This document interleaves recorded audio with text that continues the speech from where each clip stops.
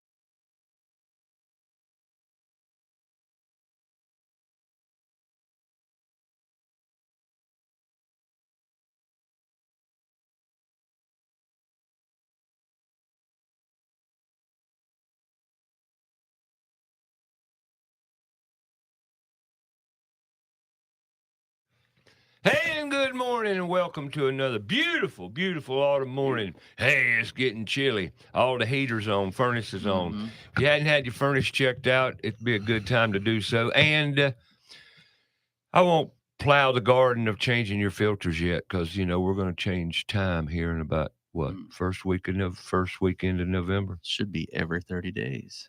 Well, I know that, but I'm God, Matthew, you're asking a lot of these people. Every 30 days? Really? Yeah. I ain't never changed the filter every 30 days. Whew. Never. Now, the new homes, brand new homes, absolutely. But old dog crates, nah, ain't no need. You're going to get all of it anyway. But, filtration, we can talk about that, but that's not what we're going to talk about today. We might. We can talk about anything. Well, good morning, everybody. Got a great show ahead. Matthew Query's in the house, Freedom Contracting. I got Kevin Frye, Frye Custom Painting. I got Jaquan Embrack.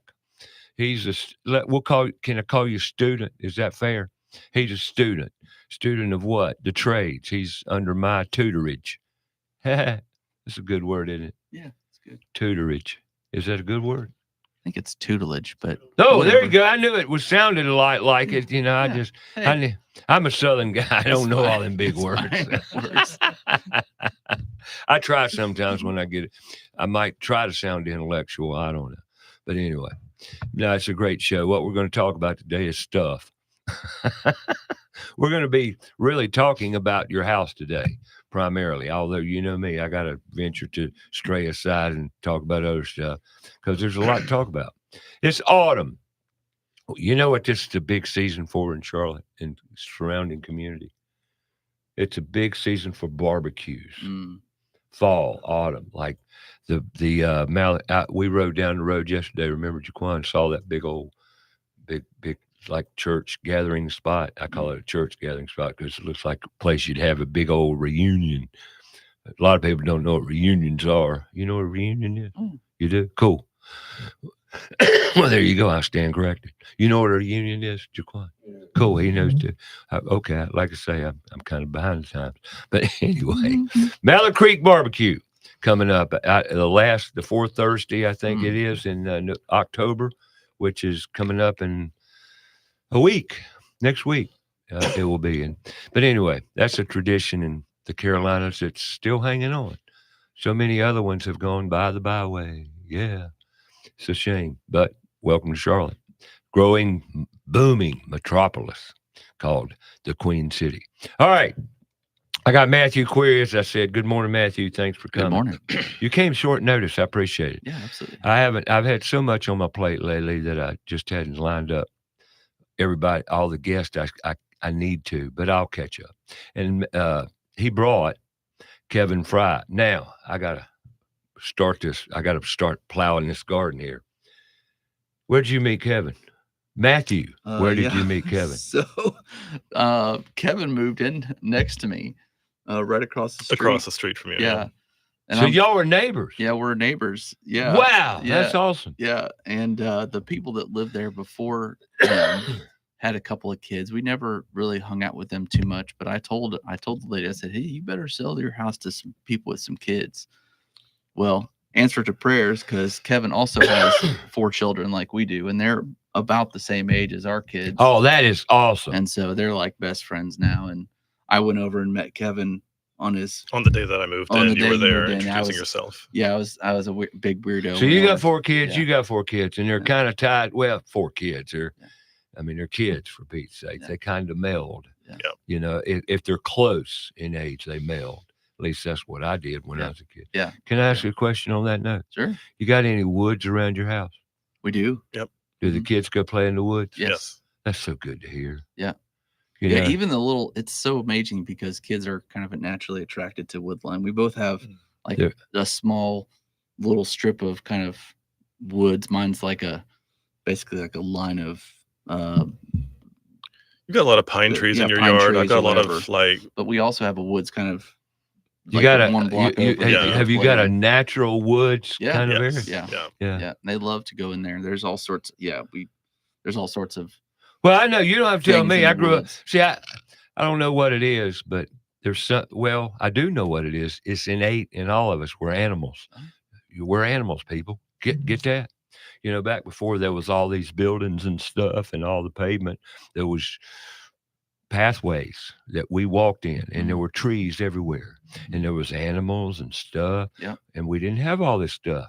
Yeah, our boys have built forts back there. Yeah. With scrap wood that I bring home. Every time I bring Y'all home. don't have any subdivisions going up? No. Not in our neighborhood. No, there you go. See, that was always our supply resource. Our problem was source. we were behind the 200 and some odd acres that the Panthers I got developed. You. You're close to that. Yeah, okay. well, they tore back down, and so now it just displaced a bunch of deer. Right. So, you know, when I grew up, speaking of that, you know, and I'm relating to this because y'all are out in what we would call more rural or suburban. I don't know. Rock Hill's up and coming. Rock Hill is a pretty fast-growing area. It's one of the fastest-growing areas in South Carolina. Listen, speak close to the mic, Scott. No, I'm not debating that at all. Oh, heck no. Quite the contrary. I know it is. But you still, relative to inner city, I don't know. That's why I asked you about the woods. You know, they're building forts and stuff. Yeah. They don't build it over in Valentine. No, Valentine used to be woods. It used to be. All of it used to be woods, Matthew. Yeah. He is a native from Charlotte. Right. I'm actually a Charlotte native. Yeah. And I remember when Valentine was like the boonies, and you know, I was living in over in the Plaza Midwood area for a long time. So where were you raised in Charlotte? So if you're a homie. So I was actually born in Charlotte, and I lived there till I was 5 years old, and then we moved back to Pennsylvania, where my father is from. Okay. And I lived there till I was 12, but my father couldn't really make a living, so we moved back to Charlotte in 96. So I lived in Charlotte from 96 onward. Cool. Yeah. Well, you've seen, you've seen a lot. Mm-hmm. I remember when Fort Mill was considered like way out there. Nobody from Charlotte ever went to Fort Mill because there was no reason to. Let me give you one better, Kevin. And people that listen to the show understand this. I was born and raised in Charlotte too, back in 1952. And talking about seeing Charlotte change, once again, I relate to this. The city limit sign, where's it at now? Pineville. isn't it? I think there's one in There's Ballantyne. only there's only Oh, yeah, city limit sure. signs Yeah. upon transfer into a Pineville corporate township, right? Mhm. Matthews, same thing. And Ballantyne might as well be a city, a township nowadays. They want to be. Huh? They want to be. That's the point. Yeah. And but back when I grew up, the city limit sign in 1956. Now, oh, by the way, the city limit sign right now is what I would say is 485 Mhm. Yeah. because Yeah, it's the then the- Mecklenburg County line. Mhm. Right. And really Charlotte now is Charlotte Mecklenburg. And you might as well say if you're in Mecklenburg County, you're in Charlotte. Right. Mhm. Pretty much, right? Mhm. Well, like referring back to 1956, the city limit sign was about 50 yards beyond Clanton Road on Mm. South Tryon Street. Wow. Okay, Wow. so in I know what relationship, that is, but that's and crazy. growing up here, anyway, I'm glad to hear your kids are great, and how you met as neighbors. Yeah. Yep. basically. Yeah. I'm a total weirdo. I just went over and was like, hey, How old are you, Matthew? 44. How old are you? Yeah. I just turned 40. So y'all about the same age. That's cool, Mhm. and in the same trade in the trades. Mhm. Both in trades. Yeah. We refer each other a lot. Yeah. That's great. That's awesome. Yep. Matthew got 4 kids. Kevin got 4 kids. What age? My daughter is 14, and I have 3 boys. They are 12, 10, almost 11, and then 3. Gotcha. Any more coming? No, we're done. We're done for a while. You're done for a while. Okay, we're done indefinitely because we're both getting older and we're tired of this. That's fair. That's fair. I can understand that. That works. Okay. Kevin, Yes, sir. you're 40. Yes, sir. How'd you get here? Let me back up. You've been here since the, what, 90s? So 96? so I moved back to Charlotte in 96. How old were you then? I was 12. Okay, so you grew up, your adolescent, middle school, all that here. Yes. Were you homeschooled? I was. There you go. I didn't know that. Yeah, Yeah. I was homeschooled from kindergarten through 12th grade. Okay, awesome. That's and folks, I'm gonna go ahead and tell you some of this show's about homeschooling. We're gonna meet a 16-year-old Mhm. homeschool kid, Yeah. child, Ethan, student, yeah. whatever, young man. Yeah. What? So many words I could use. All the things. All those things. A young entrepreneur. Ha!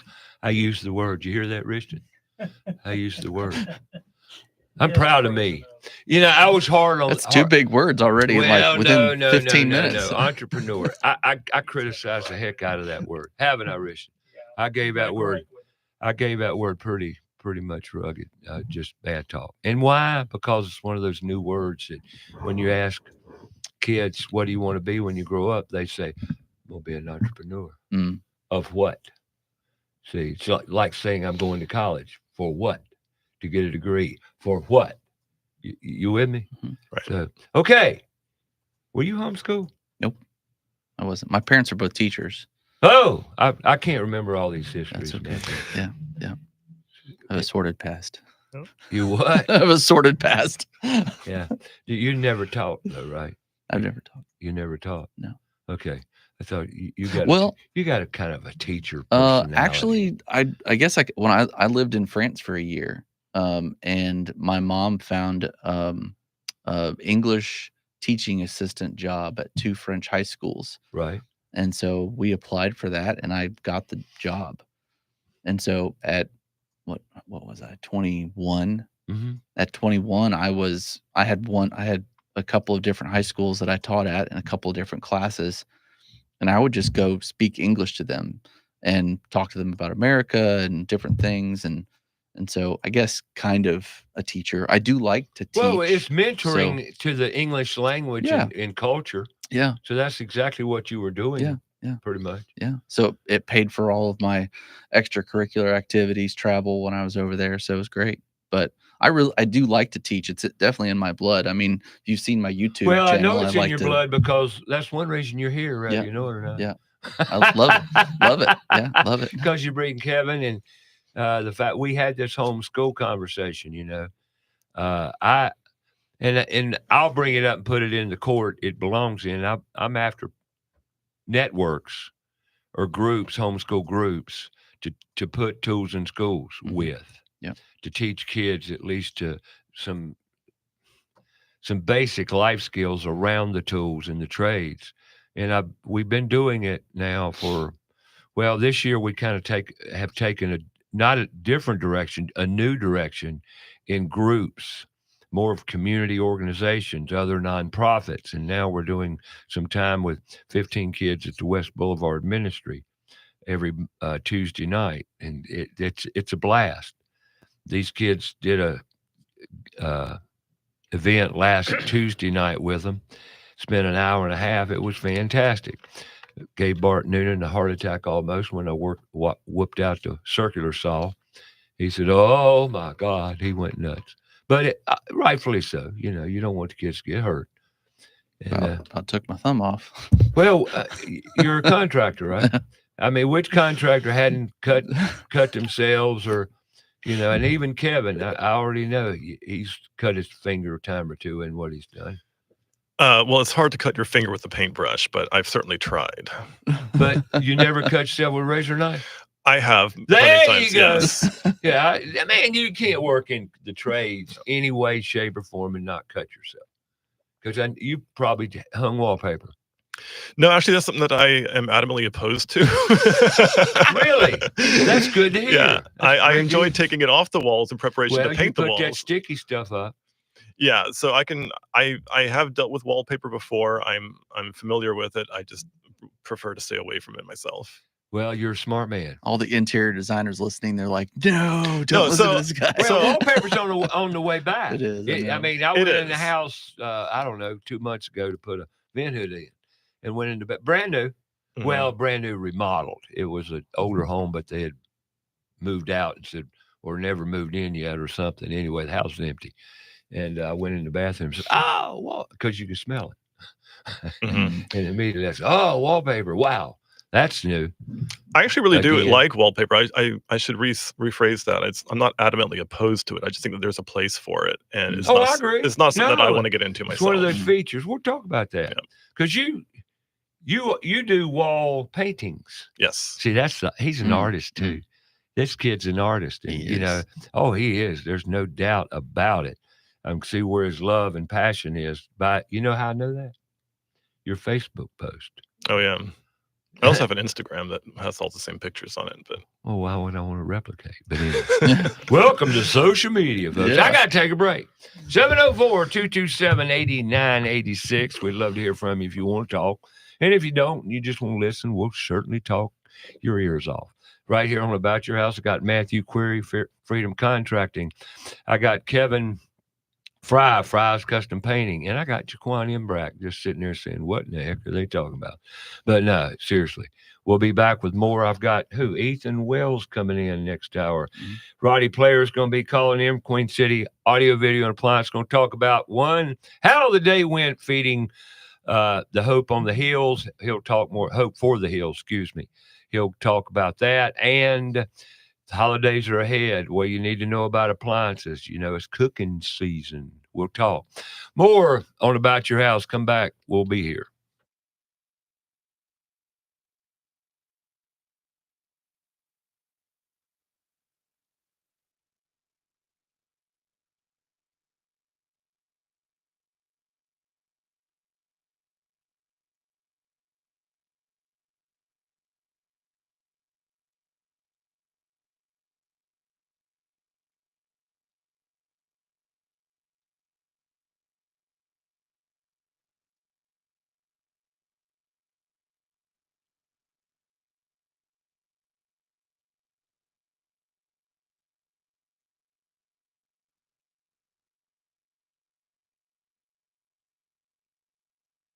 About Your House Radio.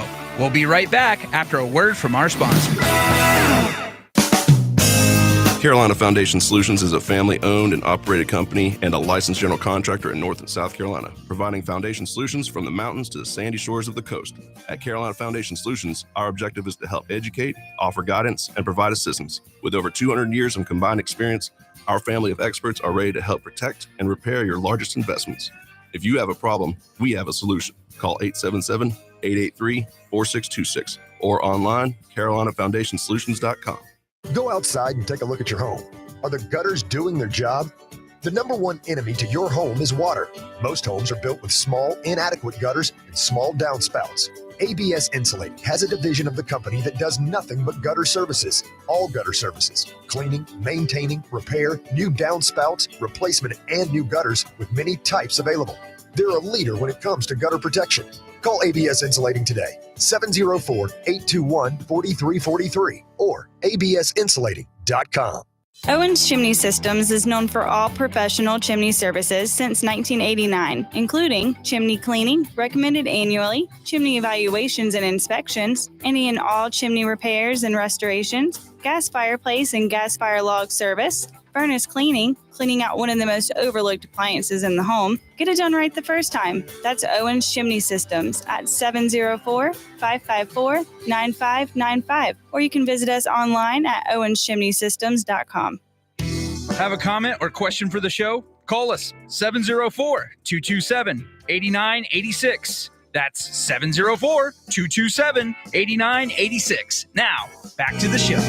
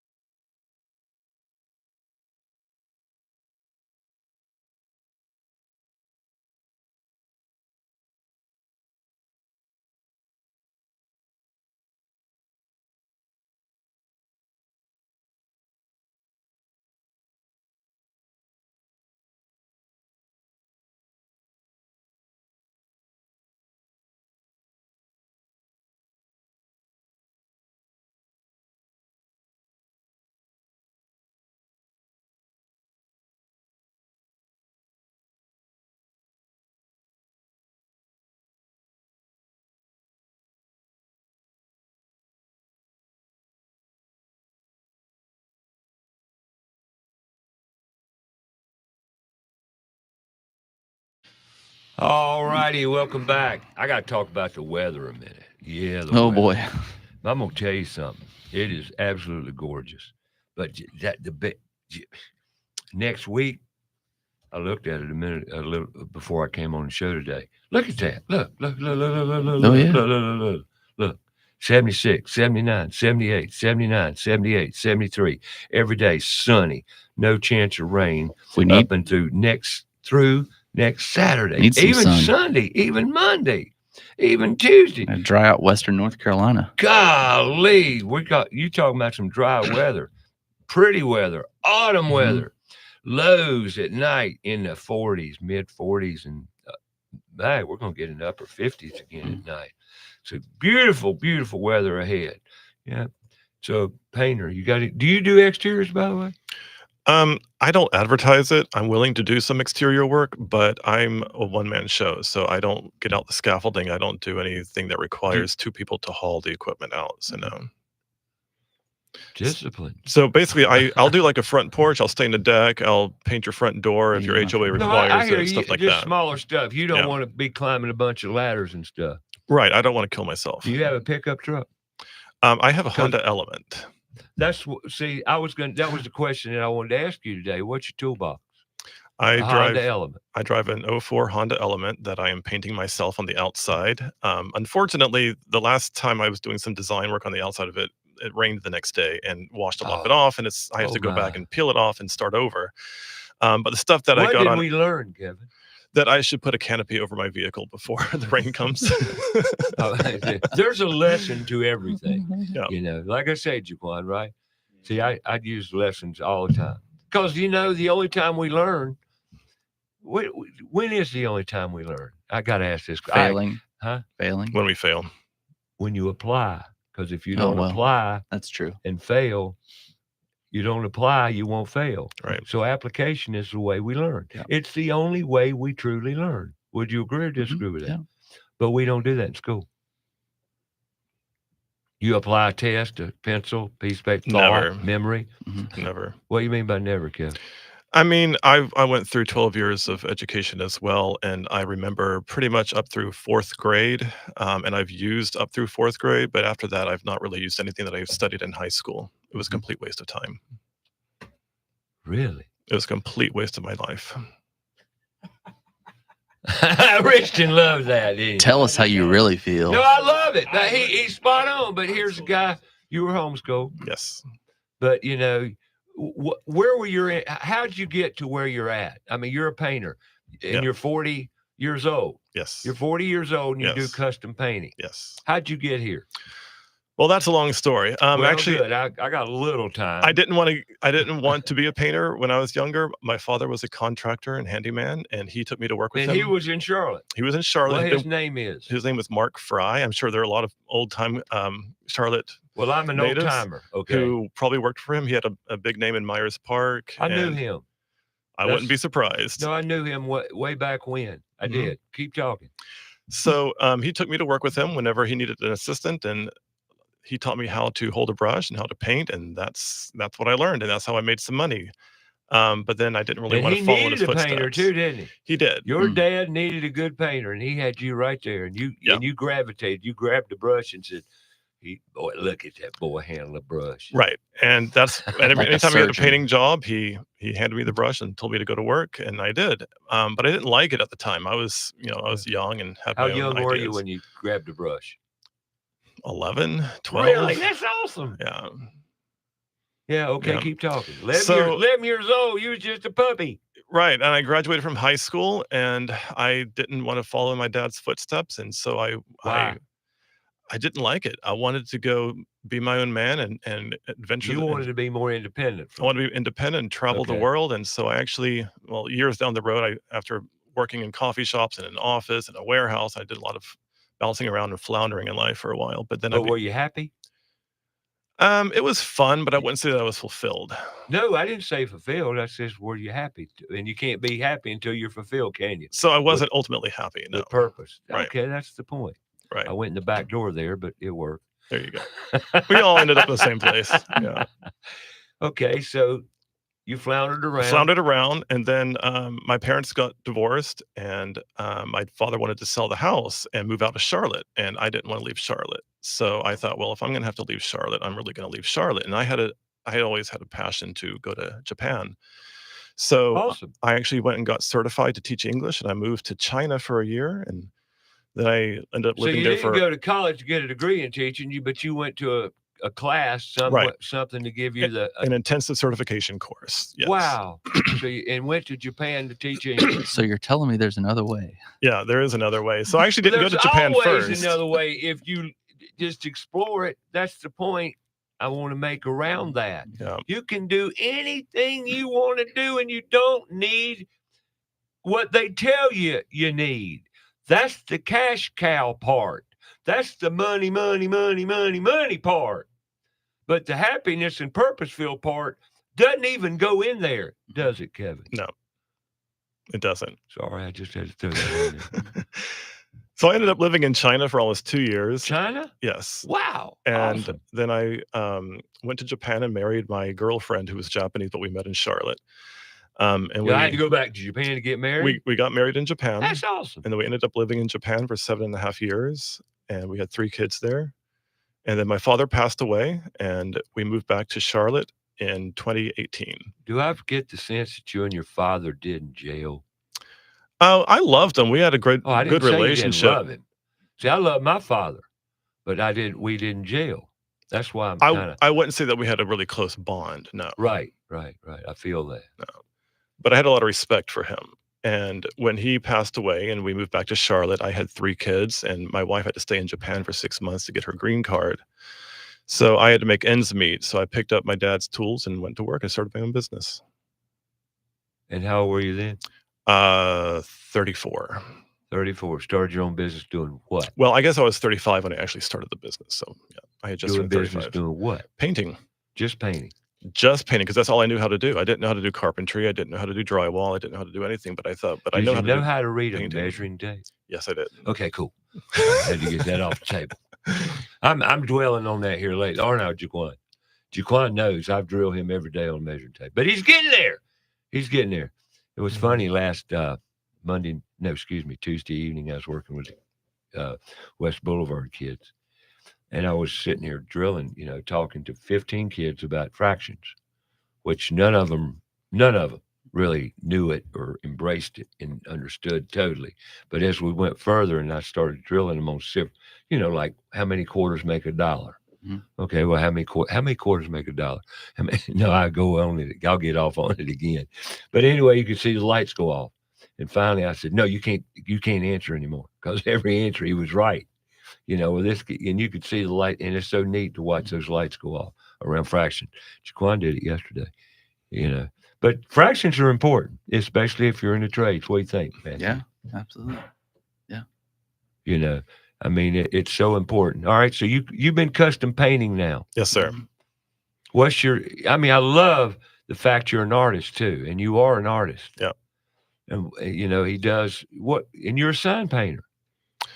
Do I recall you painting signs? I did actually paint a sign for the Man versus Machine Was car that garage your sign? on Cherry Road in Rock Hill. No, I Yes. saw that sign. Yeah. I said, what if he painted that sign? Yeah. Cool. Well, signs painting, they don't do that anymore now, that graphic design and all the vinyl and everything. Right. Well, I painted it directly onto the masonry, so you couldn't really use like a decal or anything. I understand. Yeah. I get it. I took sign painting from a painter friend of mine. We grew up when I was 18, I met Tommy Craig, and I'd love to see Tommy still alive. God bless him. He's such a good man. And when I started painting, I didn't like to paint, because really, as you know, if you don't know how to paint, it's harder to paint. Right. Right? Well, painting, and the whole trick is in the brush. Yeah. And the applier, the tool it takes to apply the paint. Would you agree, Kevin? Yeah, and it's a lot of finger work, and people don't realize that, there are different ways to hold a paintbrush depending on which angle you're painting in, and what kind of paint you're using, and what direction you're moving in. And if you have to get around certain obstacles while you're painting, like, you have to really have good nimble fingers and control over your hands. This is how I hold a paintbrush. Yeah. Really? No. No.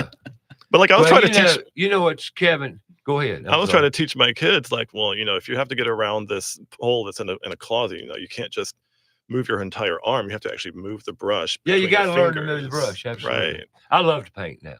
I don't want to go paint every day, but I love to paint. And when you know how, and once again, now, why I was excited that you're on the show today is because, unfortunately, most of your trade labor today, or service labor, or home improvement labor, is Hispanic or other, or Russian or Ukrainian, or they're not American blood. For the majority. And I know why, because we're not teaching our kids the arts and how to work with their hands and be constructive, creative, imagination, all that stuff. They've taken that out of schools. And haven't they, Jaquan? He's sitting there, use your mouth. Yes. Completely. Huh? Completely. They've taken it out of schools almost completely. Okay. Well, if we can show them, and this has been tried, Sam, with Sam's, I can't remember Sam's last name. It's Italian. But anyway, he went and did a trades career day at Titan Solar Power some 3-4 years back, before COVID. And the kids that came and saw his painting, he, caulking, painting, they loved it. There were several kids that actually loved it. Well, Sumter Cox Painting here in Charlotte. You've heard of Sumter Cox, Yes. I'm sure.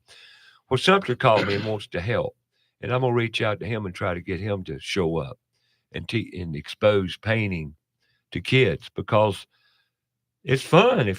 I'm sure some kids would love to paint. I know that painting is an art. It's an art form. It's not just go get a roller and get a brush.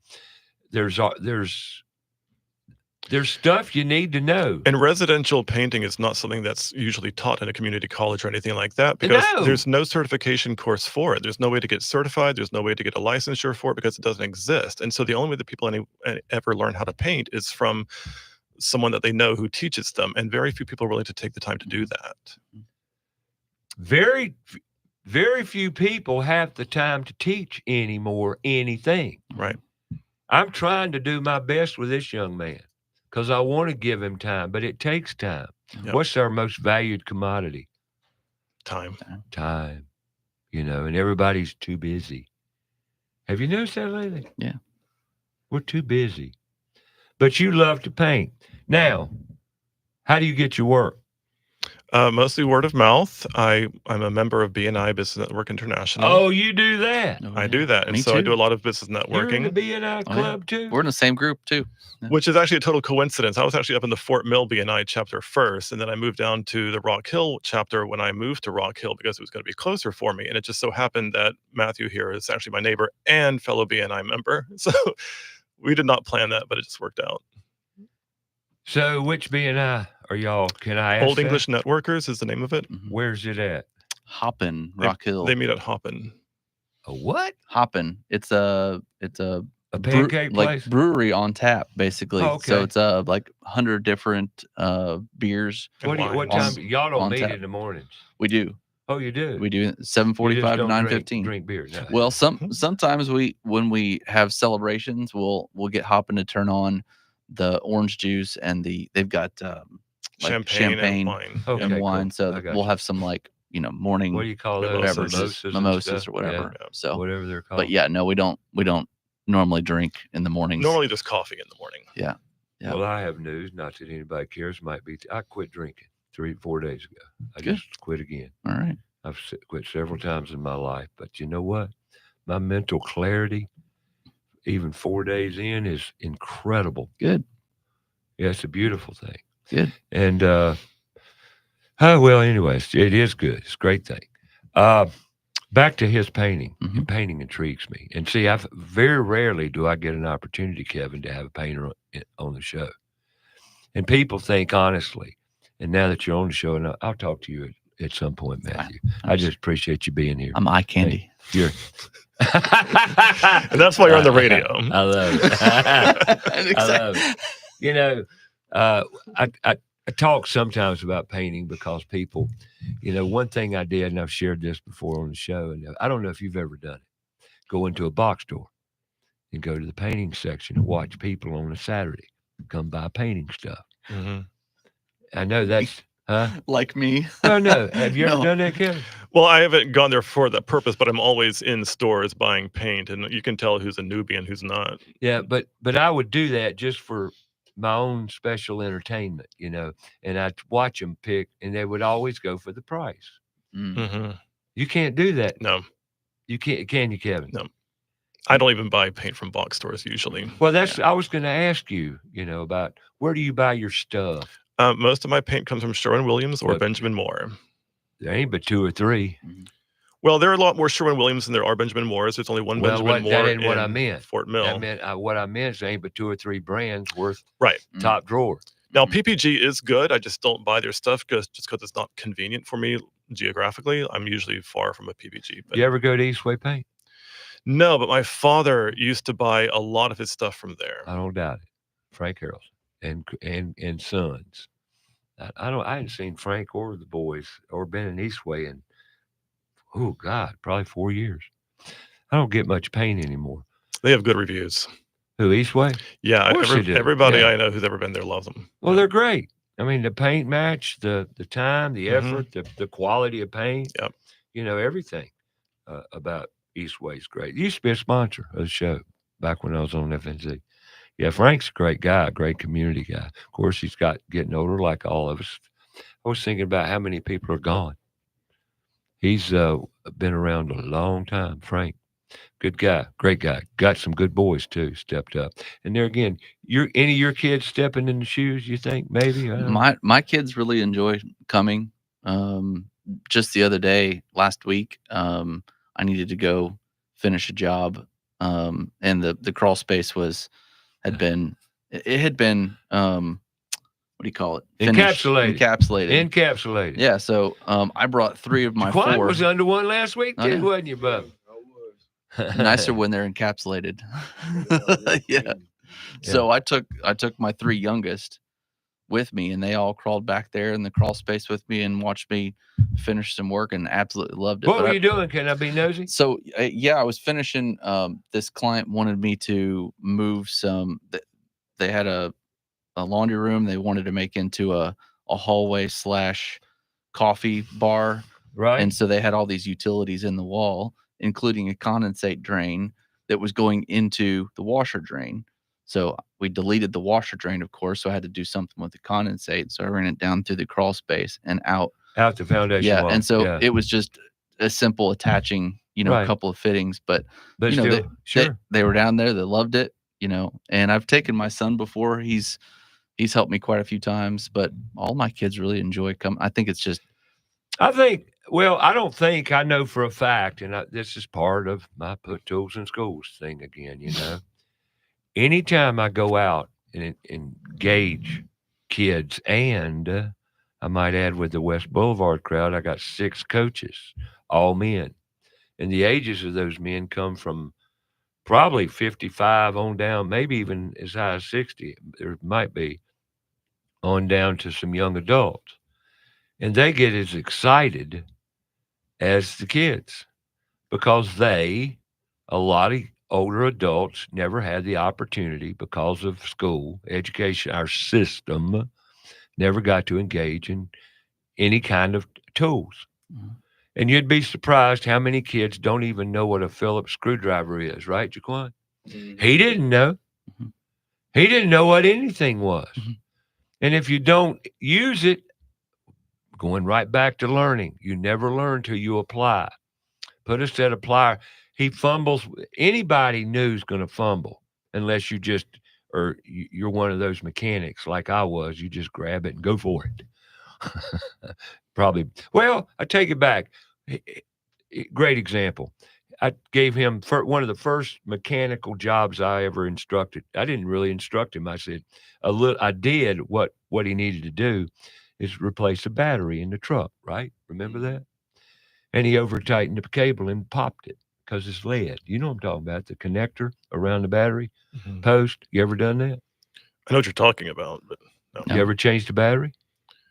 Yes. There you go. That's something. But you know what I'm talking about because you changed the battery. Well, how many batteries you ever changed, Jaquan? That was my first one. See what I'm saying? 20 years old, it was his first one. Mhm. But everybody has his first. And he came in there, I think I over-tightened it. I think I was 38 when I did my first. Okay, cool. 38. Yep. Well, but did you have to do it? Yeah. It was yours. Yes, wasn't it was my There view, you yeah. go. And you're just not going to pay somebody to do something you can do, right? But if you didn't have all those other life skills, right, you would have been afraid to change your battery. Therefore, you're fearful. There was a certain level of confidence that I'd built up over the years. That's empowerment. Mhm. That's empowerment, Mhm. right? Wouldn't you say so? I think so. That's the whole crutch behind it. If we don't develop self-confidence Mhm. and the ability to say, we can, I'm going to do it, that ain't around much anymore. Mhm.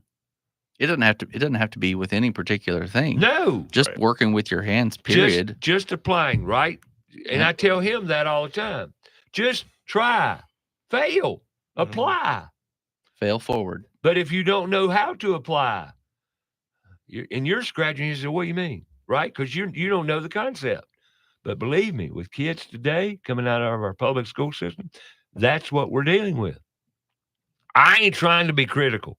I'm just hitting the nail on the head, right? 704-227-8986. You're listening to About Your House on Fox Sports Charlotte. Download the free app, stream it live. Or you can go on your browser, foxsportsradiocharlotte.com, or Facebook Live. Right now, we're on there. Yee, how y'all doing? And then you can go on YouTube Live. We're there, too. And then you can go back next week and listen to it again if you want to. And for future reference, we are looking to expand to other platforms. So come back. We'll be here. Got who are you? I'm Matthew. You're Matthew Query. Yeah, I know you. Freedom Contracting. I got Kevin Frye. I got Jaquan Imbrack. So there you go. And we got what's his name? Ethan Wells coming in and talk to us. Young child. He's 16, but that's young. But he's got his driver's license, going to drive up here. Man, that's so refreshing. All right, we'll talk to him and everybody else. And Roddy Player's going to be calling in at 9 and talking to us a little bit. So, hey, tune in. We're going to have a good show ahead.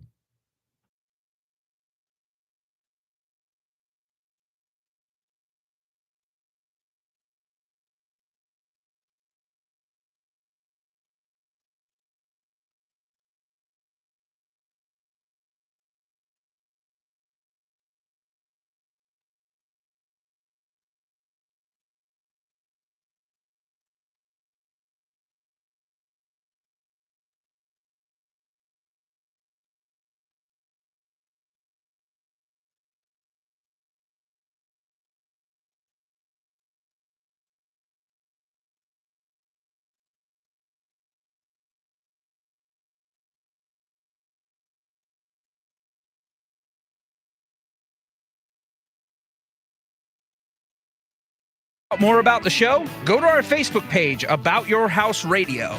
We'll be right back after a word from our sponsor.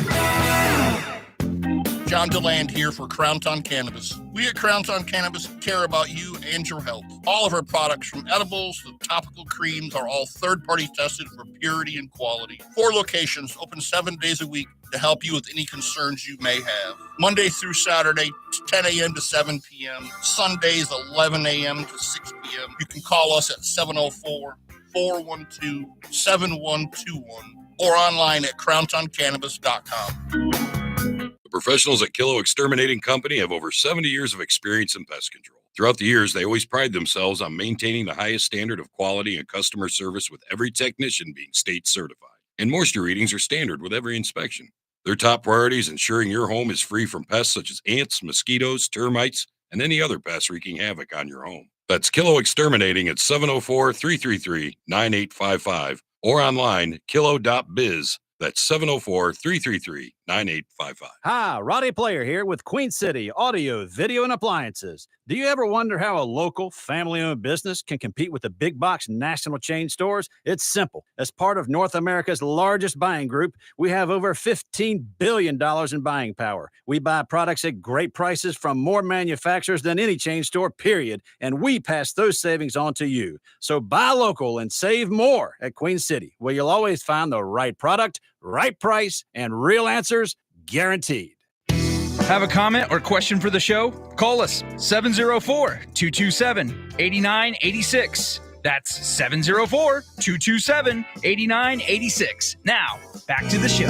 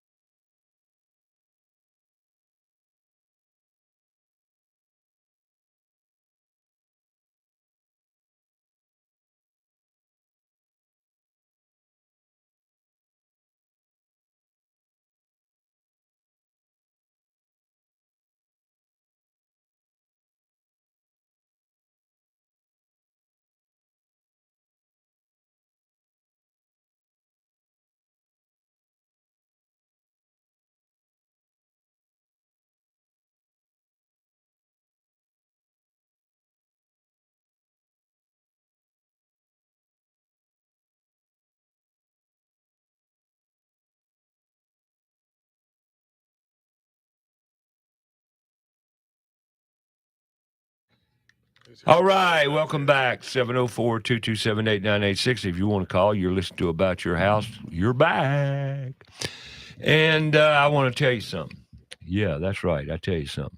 PHCC, the Plumbing, Heating, Cooling Association of the Carolinas, is having an education learning summit. Now, this is a prime example of what I wish the industry would use this show for. You know, we need to perpetuate and just acknowledge what's going on around Charlotte and get it out there any way we can.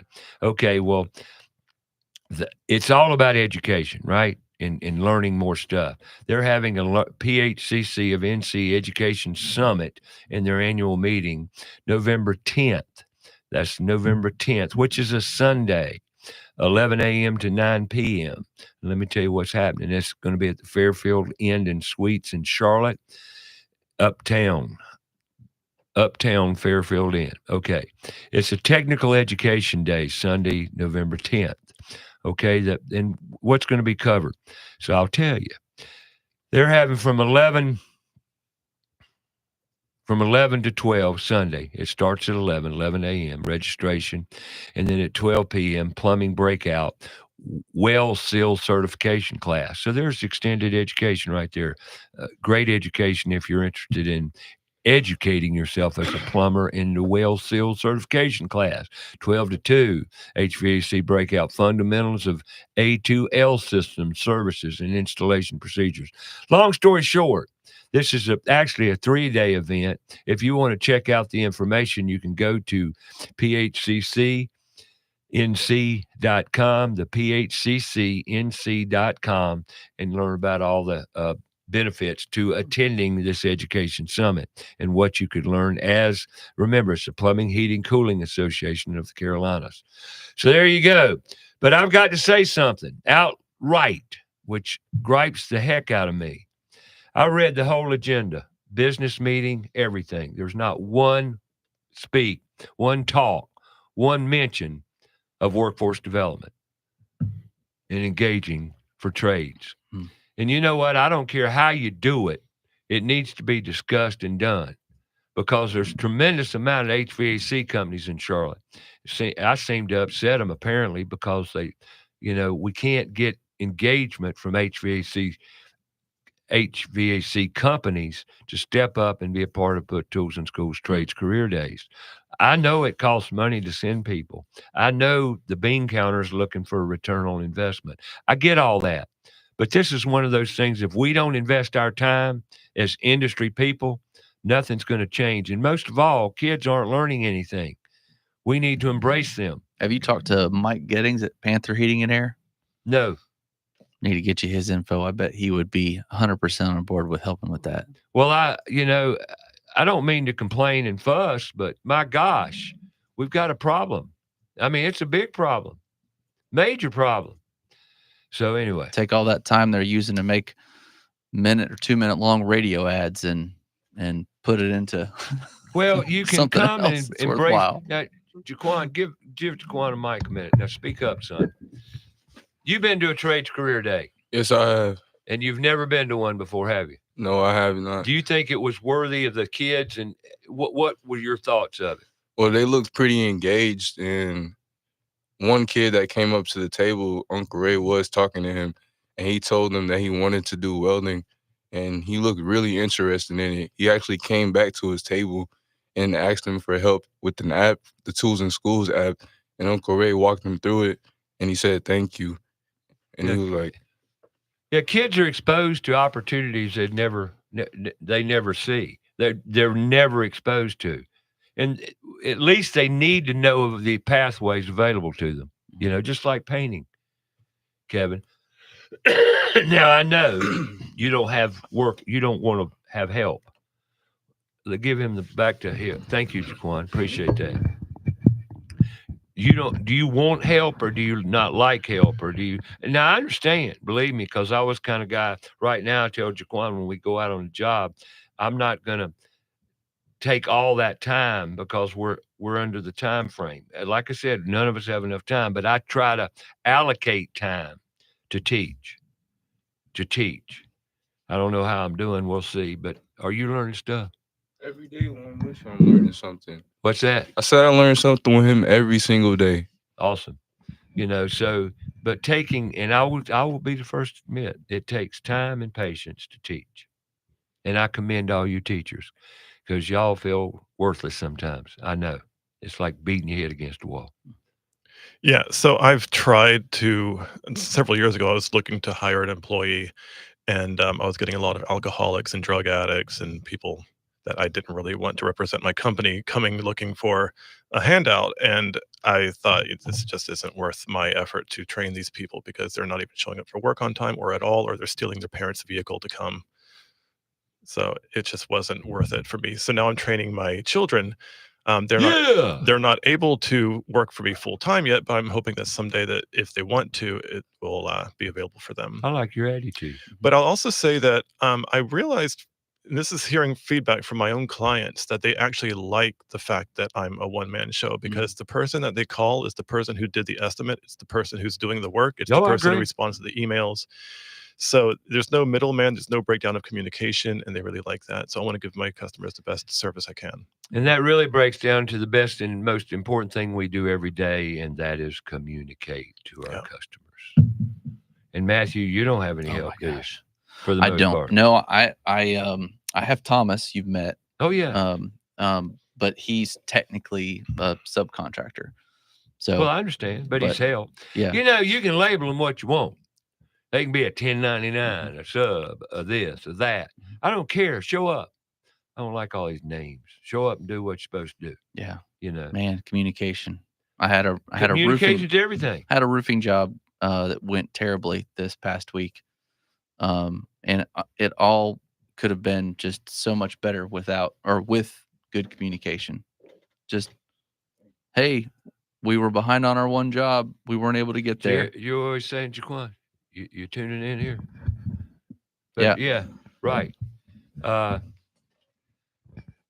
ultimately, like the customer is the one who is the most frustrated because if again you get into subcontractors and all that stuff, it can get really difficult. But well, you know, now that we're on this, let's plow this garden. Let's sow this. We seed. control our actions and our attitude. That's the only thing that we can control in this life. And our action of being able to communicate is 100% within our control. And it's easy to do. But there's so many forms. It's like you have a computer in your pocket. It's literally impossible to not communicate properly. Right. And I'm with you 100%. I really am. And this is something I stress to, well, all my students that I'm in front of nowadays. The most important thing we do every day is communicate. Can I say something else on that? Please, I want you to. Why are you here? I don't know. Come on, boy. Even if you have to communicate bad news, people understand. I've had so many times where I've had to come in and say, "Hey, I screwed up," and you wouldn't believe how graceful people actually are. And I think it's because it's such a breath of fresh air because they're used to getting so many excuses as to why they didn't, or beating around the bush. If you just come out and say, "Hey, look, I screwed up. I mean, I didn't order this material right," or whatever, people are by and large pretty graceful. And they should be. Well, they should be. Not everybody is. But no, I agree. I agree with what you're saying because I know how to be wrong. In other words, step up and say, I screwed up. I was wrong. But just communicate. I was wrong. Good news, bad news. Not only that, it's a sign of good business, work ethic, values, honesty, trust, all that thing. And there runs right back in. Honest communication. Honest. Trust. Those are the values we're not striving for in our education system, right? How about a little love? Little love. We got to show more love and compassion. Really do. And that's the whole key. And that's communication, right? Simple communication. All right. Top of the hour break here. Roddy Player's on the phone. We're going to have a conversation with him when we get back out of from the top of the hour with information you need to hear.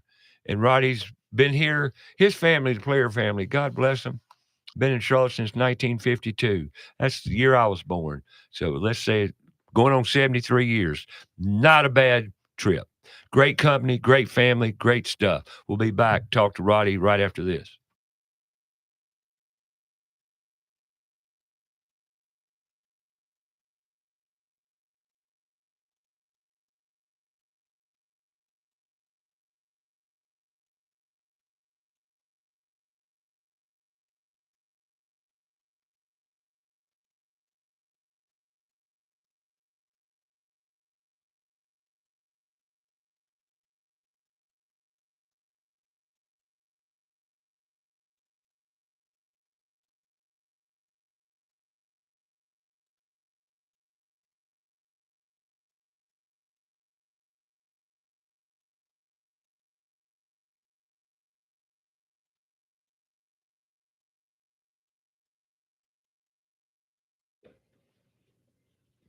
You awake yet? Hour number 2. We've got Matthew Query, Freedom Contracting, and Kevin Frye of Frye Custom Painting talking more about their journey in the trades and the future of the trades as a whole. We also have Jaquan Imbrack in the house. About Your House is brought to you by PutToolsInSchools.org, connecting students to tools of the trades and raising awareness of the many career pathways. Also brought to you in part by Carolina Foundation Solutions, a licensed general contractor in North and South Carolina from the hills to the coast.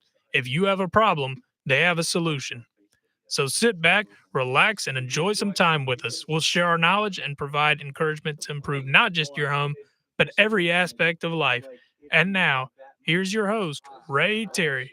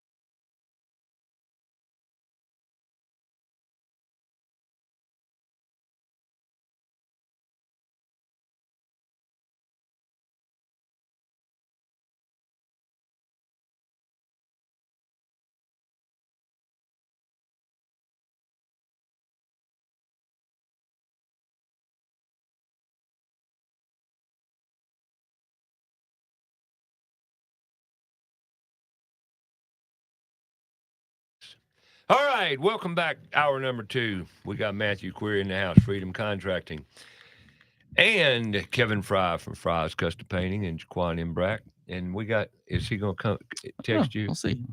See if he texts you. Yeah, he might be whatever. lost. Who knows? Okay. Anyway, but we've got Roddy Player on the phone as we come into this second hour. Roddy, good morning. Roddy, good morning, sir. Hey, pal. How are you, Ray? I am You great. okay this morning? I'm great. I hope you are. Yeah, good. Doing better. Having a good time. Good time catching up. I just got back from the mountains yesterday. Looked around up there a little bit. Well, Saw some of that share stuff. some of with us. Well, you know, it's I was up in Burke County and Avery and Watauga County, and it looks like a war zone up there. It really does. I know. You got shopping center after shopping center. Of course, that's what we're trying to pay close attention to. That's out of business, out of commission still. They got flooded in Burke County there, and of course, we lost our store up there too. Right.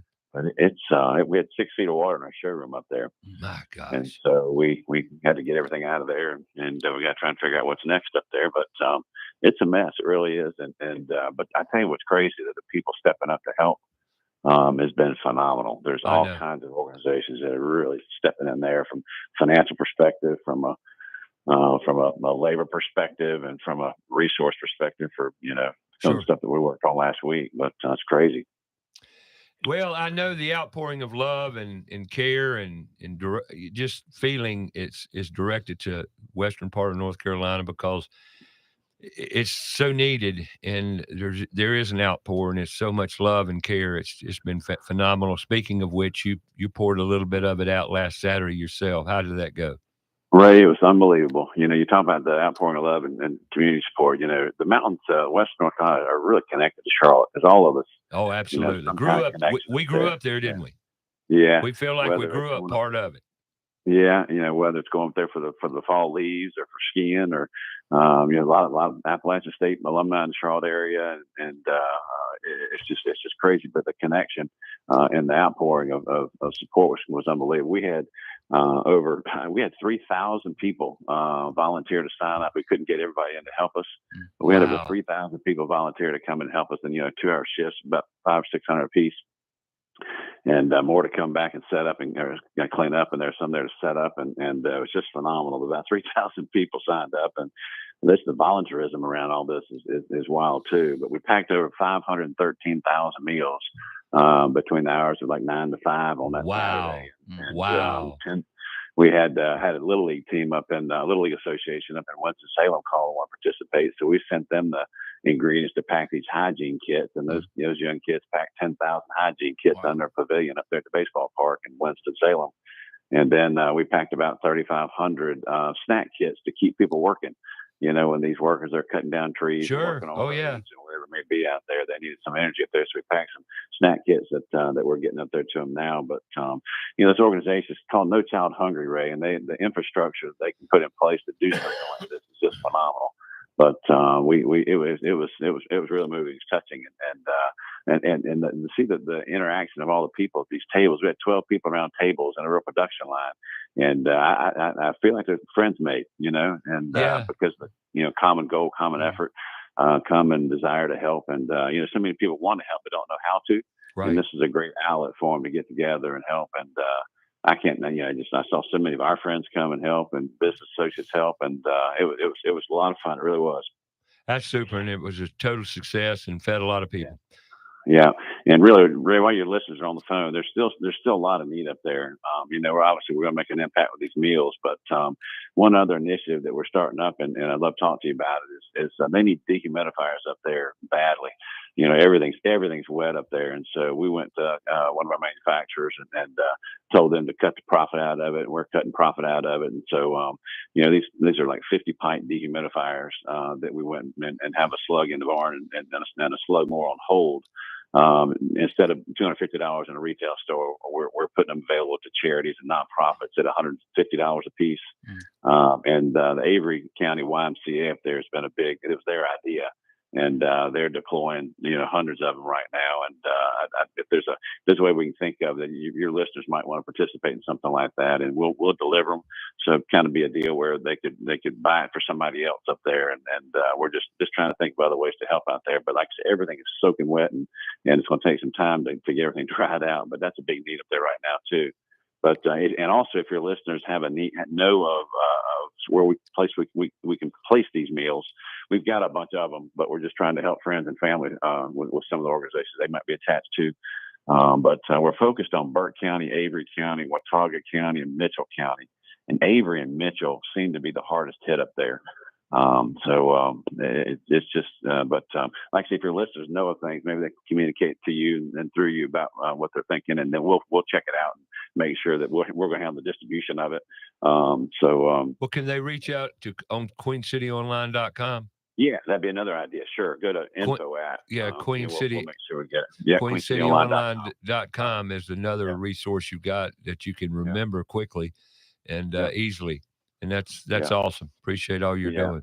And as it gets colder up there, one of the tremendous needs right now are coats, shirts, flannel shirts, blankets, socks, clothes. Clothes. Yeah. So Ray, I'll tell you, they're asking and requesting new coats. Oh, absolutely. And so we're trying to work on that side of it. But if you've got older coats and want to drop them off, we're going to set up some collection bins at the stores here too shortly. And I'll get them up to the Goodwills and the people up there that will take those.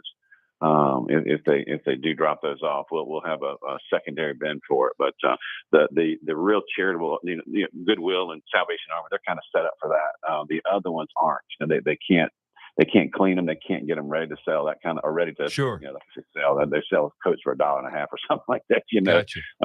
To kind of recoup for their cleaning process and stuff like that. But if you've got them, bring them, and we'll handle it. Diapers, baby formula. But that was the other thing we collected. This kind of made me tear up a little bit. Stuffed animals. We must have 3,000 stuffed animals that people dropped off. Wow, that's amazing. And look for another thing we're going to be doing too. Christmas, that's next, and Christmas items for the young kids out there. It's going to be tough, and so look for Angel Tree, the Angel Tree program. That is connected to the Salvation Army up there, and I went in one of their stores yesterday up in the mountains, and just to make sure that they push the effort up there and get as many kids as they can on their roster. And it's one of those deals where you can go online, register for it, and the kids have a request, I guess, and you can donate the money to accomplish that, and help them get that gift. That's awesome. Well, thanks for all the info. Yeah, I do. Yeah, I really appreciate it. Well, it's a lot. It was actually, it was a lot of fun too, Ray. Just seeing everybody come together. You know what? But Roddy, on that note, spreading love is fun. Yeah. It's so enriching to give and expect nothing. Unconditional love for your fellow human man. You know, it's just, and we're seeing an outpour of it right now. And we need it right now because we're so divided and we're so crazy right now because of everything that we're seeing. And Ray, we can't forget either, because their bins are full up there. To be honest with you, today they've got a lot of water, they've got a lot of food, they've got a lot of clothes. Matter of fact, let me kind of give you another website. Sure, there's a volunteer website or kind of an update. It's called Supporting with an ING on the end of it. SupportingWNC.com, and it's listed a whole bunch of charities in Western North Carolina, and it kind of tells you their status. It tells you what they collect, and they may put a pause on collecting water because they don't have any more space for it. But it also tells you where they need boots on the ground too. Okay, that's supportingwnc.com. Yeah, it's under development. So the website's getting better each day for communicating information. But some women up there started talking about that, and actually the people that helped us at No Child Hungry helped develop and build the website. Just so that people would have a conduit of information flow. And so I hate to call it a website because it's kind of I don't know what they call it, some kind of spreadsheet or hot sheet or something. Well, whatever it is, it's a landing page to give you information, and the information's on it, and that's all that's important. Yeah, it's sorted by county and then organizations and what their needs are and what their needs aren't, and then if they can use boots on the ground, because a lot of people want to go up there and help. So. Well, if you're going up there, you need some direction. You can't go up there cold without a plan, and that's been expressed by everyone. You need to have some direction, especially now after, as we move forward. Yeah. And I've even thought about when I would go up there and help building, with building, because the rebuilding process is going to start. It's already started in many, many different ways, and it started, but there's a lot of rebuilding to do, and the unfortunate thing is you have to have accessibility, which is being achieved now, and people who can do it. Yeah. So there you go. So can some of those young people you're talking to do some projects and things like that up there? I would hope so, but that's going to take some collective gathering and leadership, and that has been hard to find lately because everybody's too busy. Yeah. But as it comes together, it's a tremendous learning experience in so many different ways. So my brain's headed that way, but not right this minute, because we've got to build the infrastructure behind it, as you well know. Yep.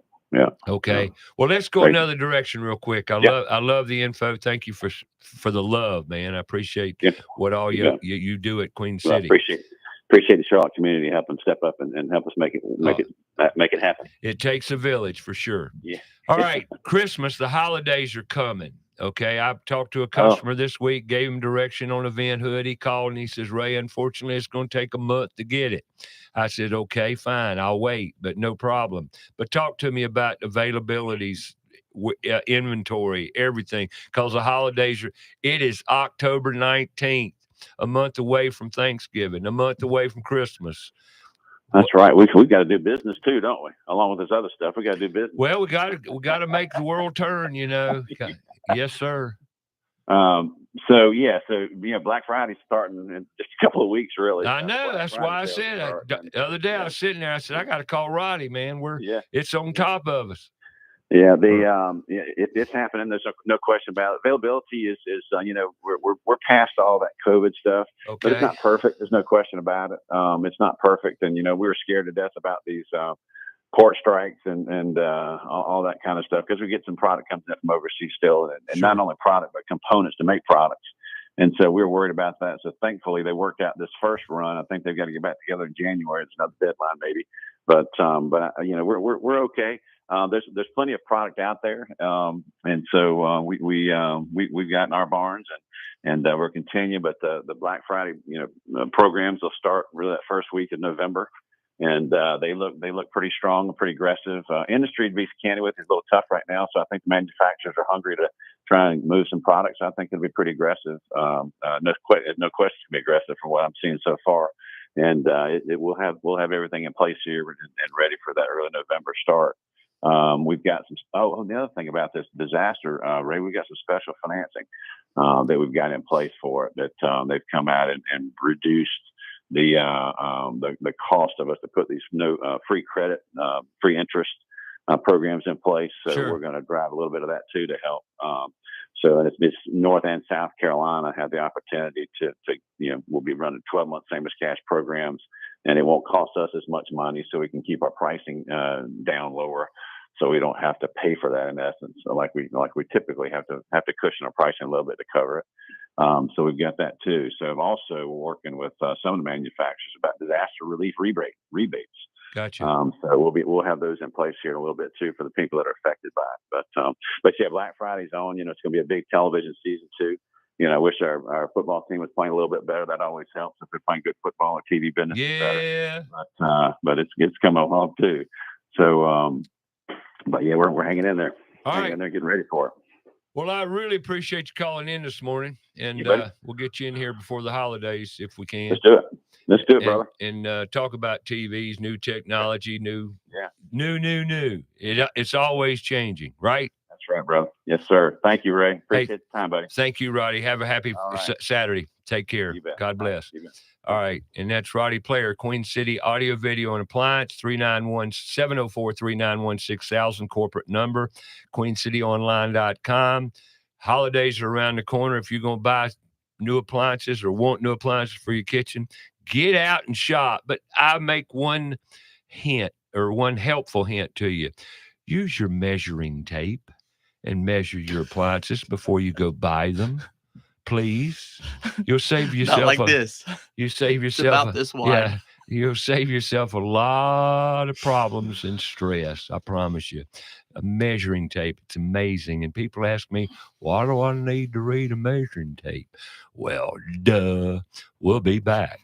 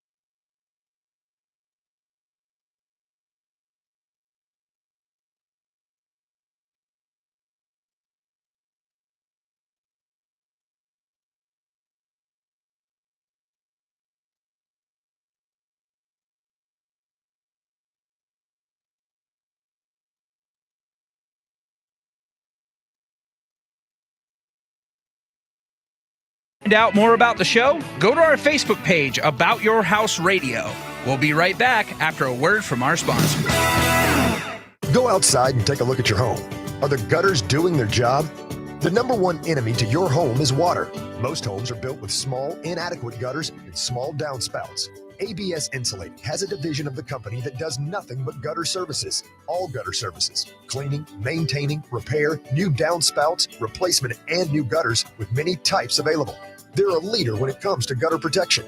Call ABS Insulating today, 704-821-4343 or absinsulating.com. Hi, Roddy Player here with Queen City Audio, Video, and Appliances. Do you ever wonder how a local, family-owned business can compete with the big box national chain stores? It's simple. As part of North America's largest buying group, we have over $15 billion in buying power. We buy products at great prices from more manufacturers than any chain store, period, and we pass those savings on to you. So buy local and save more at Queen City, where you'll always find the right product, right price, and real answers guaranteed. Let's face it, We do not like bugs, and especially spiders and ants. Unwanted pests in the home are not only creepy, they can also spread sickness and cause significant damage to the structural integrity of our homes. Kilo Exterminating has been taking care of pest control problems in the Charlotte area for over 70 years with award-winning customer service. Moisture readings are standard with all crawl space inspection. Call Kilo Exterminating at the first sign of infestation, 704-333-9855, or online at kilo.biz. Again, that's 704-333-9855. John DeLand here, manager at Crown Town Cannabis, Charlotte's original CBD and hemp resource,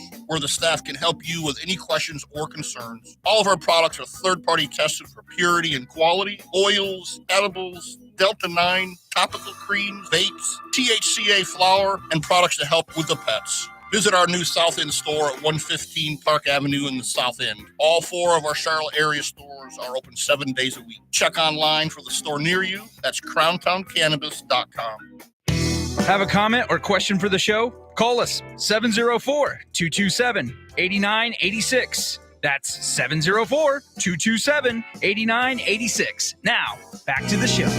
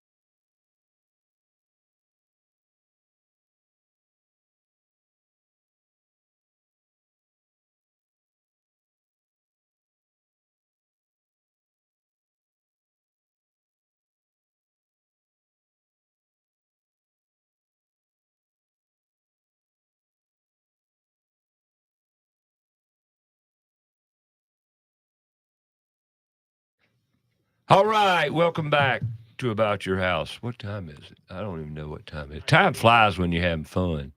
You know, radio to me every Saturday morning's fun. Today's a great show. I love it because we've got youth in the studio today. And we got a newcomer, Ethan Wells. Ethan Wells, step up to the mic there, boy. Ethan, how old are you? I'm 16. All right, where are you from? I'm from Rock Hill. Where were you born? Fort Mill.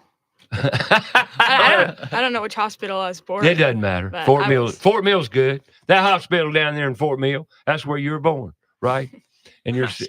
Right? I'm not sure if that's the one I was born in, but that's close enough. You was born down there in York County, right?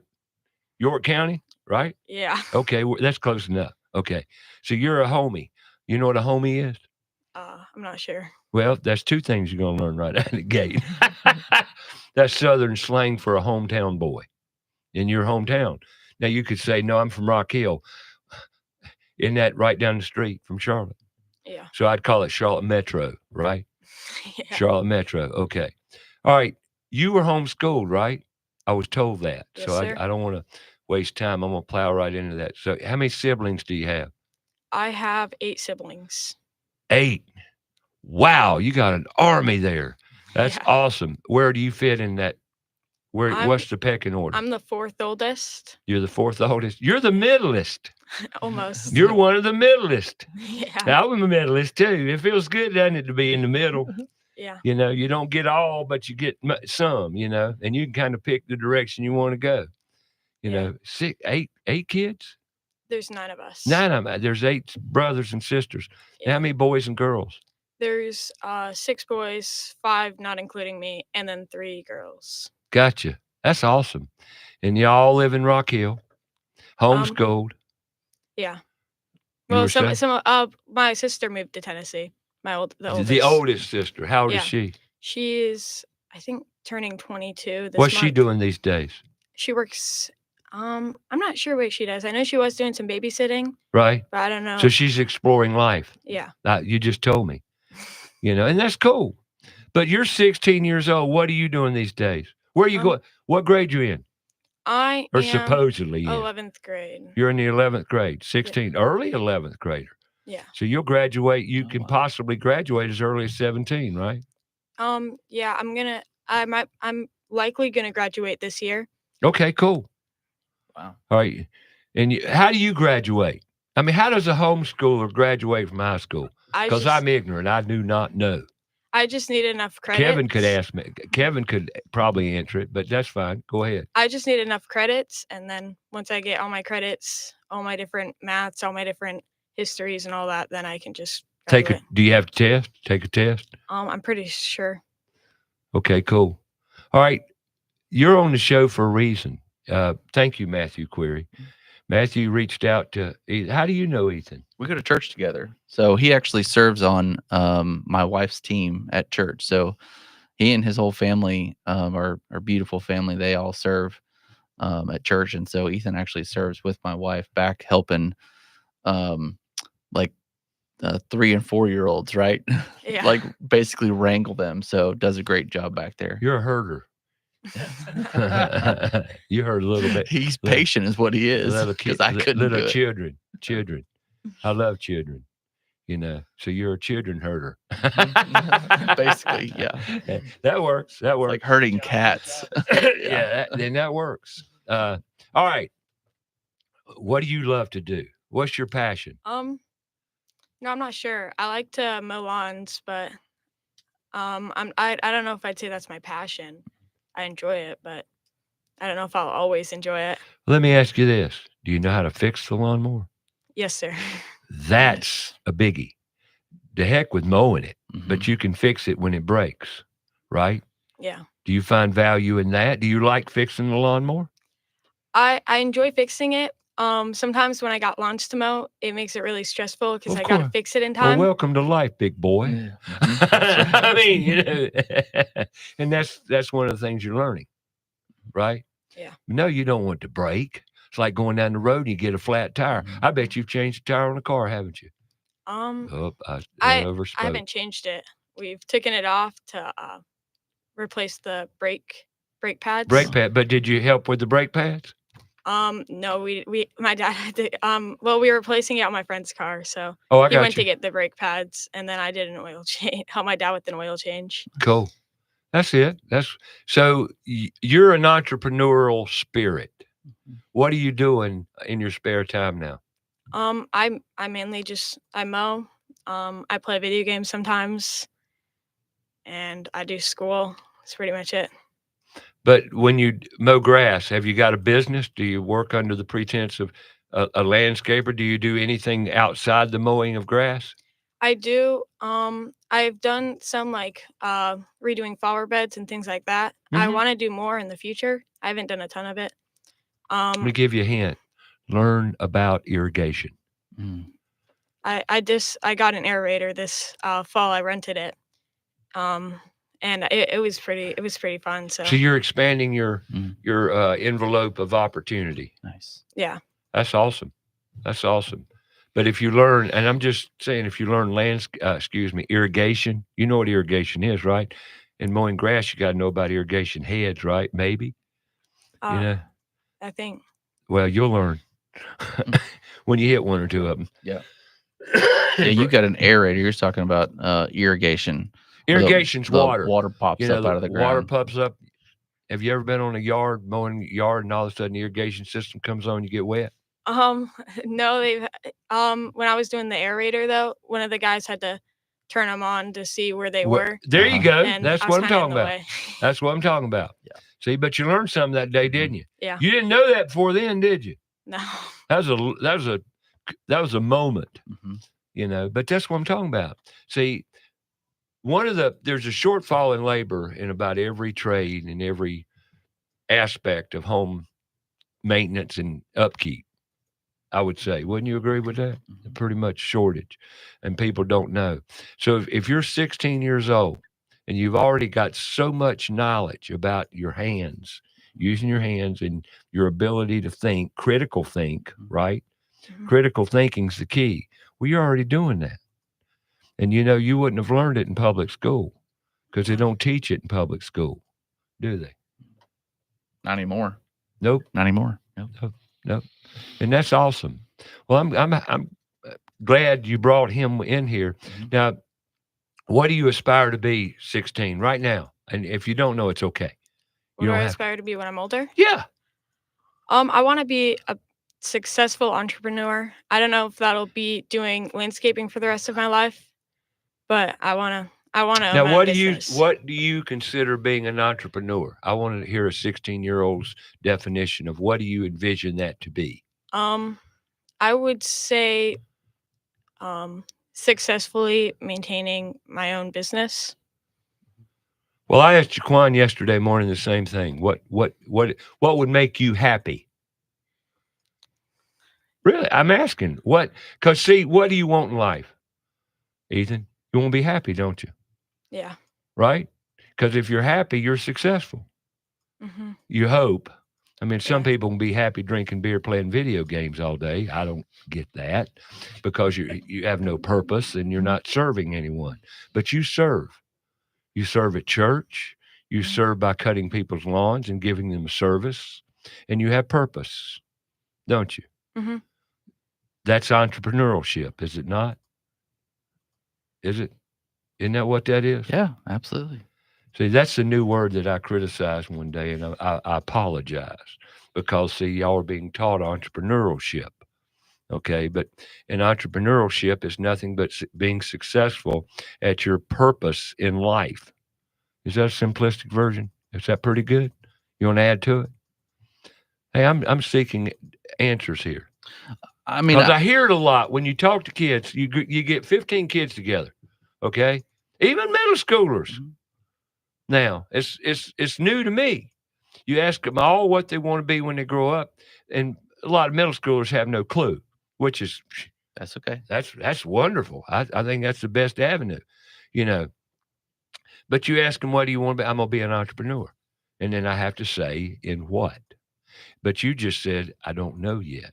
And I think that's okay. I think it's great. I think part of the problem, even going into like public education, is that they kind of they try to push you down a path, right? They don't try. Go to college. They ain't no trying. Yeah, well, and I think that's why a lot of people have. And this is my personal opinion. I think that's why midlife crises exist.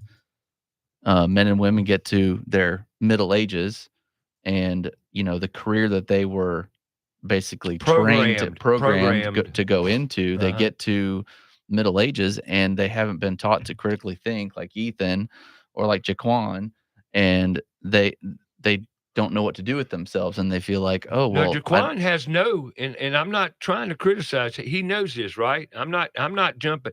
He doesn't know critical thinking, and I wish he did for him, because these are life skills. Yeah, absolutely. So that you get to your middle ages and you either get laid off or your career ends. Everything you worked for, and then you're like, well, what do I do? But I think entrepreneurship is beautiful because it's not necessarily putting somebody in a box. You want to work for yourself. You want to serve other people. You want to make a buck. Well, I'm gonna tell you something about the box. Can I add about the box? Sure. I hate the box. Sure. Because see, they put everybody in a box, and if you don't, and this is my problem in life, because I don't want to be in the box. Kevin, you're not in the box. Kevin says, "Oh heck no," and we don't want to be boxed. And that's the true meaning of life when you want to think on your own, be critical thinking, be creative, be imaginative, be a creator. Well, you're thinking too much. You're too smart. You're going to figure this mess out. Well, see, that's my problem. I done figured it all out. And Kevin, you figured it out a little bit too. And so have you, Matthew. That's why you went from home inspection to contracting. Right? Mm-hmm. We're finding our way that fits our box. Yeah. Well, if you don't fit the box, it's hard to coexist in some areas. Wouldn't you agree with that, Kevin? Yeah, and I think that going back to what we were saying about entrepreneurship and having confidence is self-confidence. Self-confidence is that even if you don't know what it is that you want to do when you are older, but you know that you want to do something that allows you to be free, that gives you confidence. Empowering. Right. You want to have the power and the personal agency to make your own decisions in life rather than asking your boss for time off, rather than asking your boss if you can get a promotion, rather than asking your boss for this or that. You're your own boss. And then that's the kind of entrepreneurship that I wanted. I knew that I wanted to own my own business. I was tired of teaching for 9 years. But so you were a teacher for 9 years. I was a teacher for 9 years. Teaching English. Teaching English in Asia. Okay. And I thought, I'm done with this. I'm tired of this. I want to run my own life. And that's why I want to become an entrepreneur. And I already knew how to paint. Knowing how to manage a business was a different skill set I had to learn. Absolutely. But I already had the basic skills of knowing how to paint. And then I could figure out, well, if I get into the right social circles and business networking groups, then I could learn how to run my own business. How's that working for you? It's going great. I mean, it's been an uphill battle. I've certainly made a lot of mistakes. You're still educating yourself. Right. You're going to college. I'm middle-aged and I'm still learning, but that's okay. And a lot of people are afraid to even take the first step into entrepreneurship because they don't know what they want to do and they're afraid to start making mistakes, but that's how you learn and grow. And there's a lot of freedom. Matter of fact, you need to fail. If you ain't doing nothing, you'll never learn anything. Right. You got to fail. And as somebody said earlier, fail forward. Yep. And you've done that. At 40 years old, you're just getting there, big guy. I started when I was 35, but yeah. but no, seriously, 40 to me is the age of where your head's all the way out, if you get my drift. Right. Right there, Richard, buddy. But seriously, 40's that age of, well, look at you. You just made a transition. You're 44? In my job. Huh? Transition in my job. Well, it's a transition. Your job is not most, but a vast majority of your life. Well, it's your passion is what you do, right? Yeah. It's what you do. Yeah. And speaking of which, how's it going? It's going okay. I mean, I'm busy. I think I'm too busy. The biggest thing for me transitioning from no, not you too. Yeah. It's amazing. You put yourself out there as a light construction handyman, people call you really quickly. But my mentality of going from home inspections to, if they call me, if I can't get to it within a week, then I've got to forfeit the job. Probably they'll find somebody else to. You mean that is the way the trending is going right now? If you're not quick and responsive, they'll just reach out. 100%, because realtors, you're dealing with realtors now because of your network. Well, no, this was home inspection, so I'm transitioning my mindset from needing to have the job within 1 week to, hey, I can tell you that I'm booked out for a little while, and if you want to go somewhere else, that's fine, but there's a lot more work. If that makes sense. Oh, it makes perfect sense to me. My first few months kind of full-time doing this have been like, oh, I've got to get this done within a week. If I don't, and I've been working my fingers to the bone and, at all hours during the day and trying to work on weekends and go meet clients. And I'm like, that doesn't need to happen. They can wait. And it's okay. Yeah, you're in control. Remember well, that. Yeah, exactly. You're in control. Yeah, but that's a hard transition. It was a hard transition, but it's like one guy called me. That's the beauty of being my own boss. Right. I take vacation when I want. I set my own pay rate. And I think that's a big thing getting into entrepreneurship. Well, that's the business side. Is to know what you're worth. You want to know what you're worth, and don't be afraid to charge people for it. And don't be afraid to say no. Mm-hmm. You give somebody a price and they say that's too high. I say, okay. Thank you very much. I enjoyed talking to you. Appreciate the opportunity. I'll talk to you later. Yep. They say, where are you going? Say, well, you don't want to use me. Yeah. Well, why? Because I'm too high. Well, let's talk. Yeah. The people Get the on people, back here, boy. The people that argue with you about your price being too high are probably not the people you want to work with anyway. They're going to be the people that are going to nitpick every single. I see a blade of grass out there that you missed. You need to get out there, boy. And so know what you're worth and know how to be charge. worth what you're worth. Be worth it. Be worth more than you charge. Yeah. It's just like you find when you get to a job, we want to leave the job cleaner than when we got there. Mm-hmm. Same concept, and that's just good, solid work ethic, right, Kev? Yeah, absolutely. Because I know when you go into paint, you got to move tables, you got to move end tables, you got to move lamps, you got to move pictures. You got to protect everything there. And you got to protect it, and, because you don't want to buy it. Right. And I've done that. I've Well, but you failed, didn't you? You messed up that day. I broke a crock pot. I broke a crock pot in somebody's kitchen, and I had to buy him a new one. Yep, it happens. Oh, I can't even begin to tell you all the stuff I've had to replace over the years. But you know what? It happens. But that's the way I learned too. Jaquan can tell you when we go into a job, we put hardboard. I'm going to go out this afternoon. I'm going to put a disappearing stairway in. It's been years since I put a disappearing stairway in. I need to practice. Okay. Now, but before I do, I'm going to cover the floor with a moving quilt. And then I'm going to cover that quilt with 2 pieces of hardboard, to protect it in case a tool falls and hits the floor and won't ding the floor. And somebody, you dinged my floor. Oh, God. Now I got to follow up with another call to fix the ding. You follow? Yeah. So but how long did it take you to learn that? And these idiot plumbers and electricians who go in a house and don't do anything and protect the counters and that annoys me, And then when they leave, they don't clean up. Terrible, terrible, terrible. I've actually been hired by a lot of clients to come in after they hired other painters. I've had to go in and fix their mistakes and clean up after them. You too? Yeah. Really? I've gotten a lot of jobs like that. More and more and more the older you get, right? Yeah.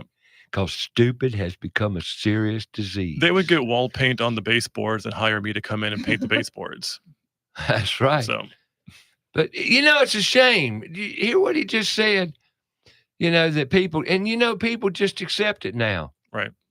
God, where we've come is so bad. Where is pride gone? Hey, and I'll get on my soapbox again. Never mind. I'll back up. Put tools in schools. All this is around that program. Mm-hmm. How do we tools in homeschools? Well, speaking of which, and I don't know how to reach out. I went to a homeschool store down in Matthews and gave them my card, but people are too busy to, and they don't know me. They have no clue what I do or what we're doing. But I would love to get with more homeschool networks, and I'm doing an outreach right now, this little thing. And I tell you what, I'll wait till I come back, and I want to reach out to homeschool networks because homeschooling has exploded since COVID. And it's something that I'd love to reach out to homeschool networks, but we'll talk more about it. You're listening to About Your House on Fox Sports Charlotte. Download the free app, stream us live, YouTube live, Facebook live, FoxSportsRadioCharlotte.com on your browser. There's ways to hear us. Reach out. We're here. We'll be right back with more About Your House.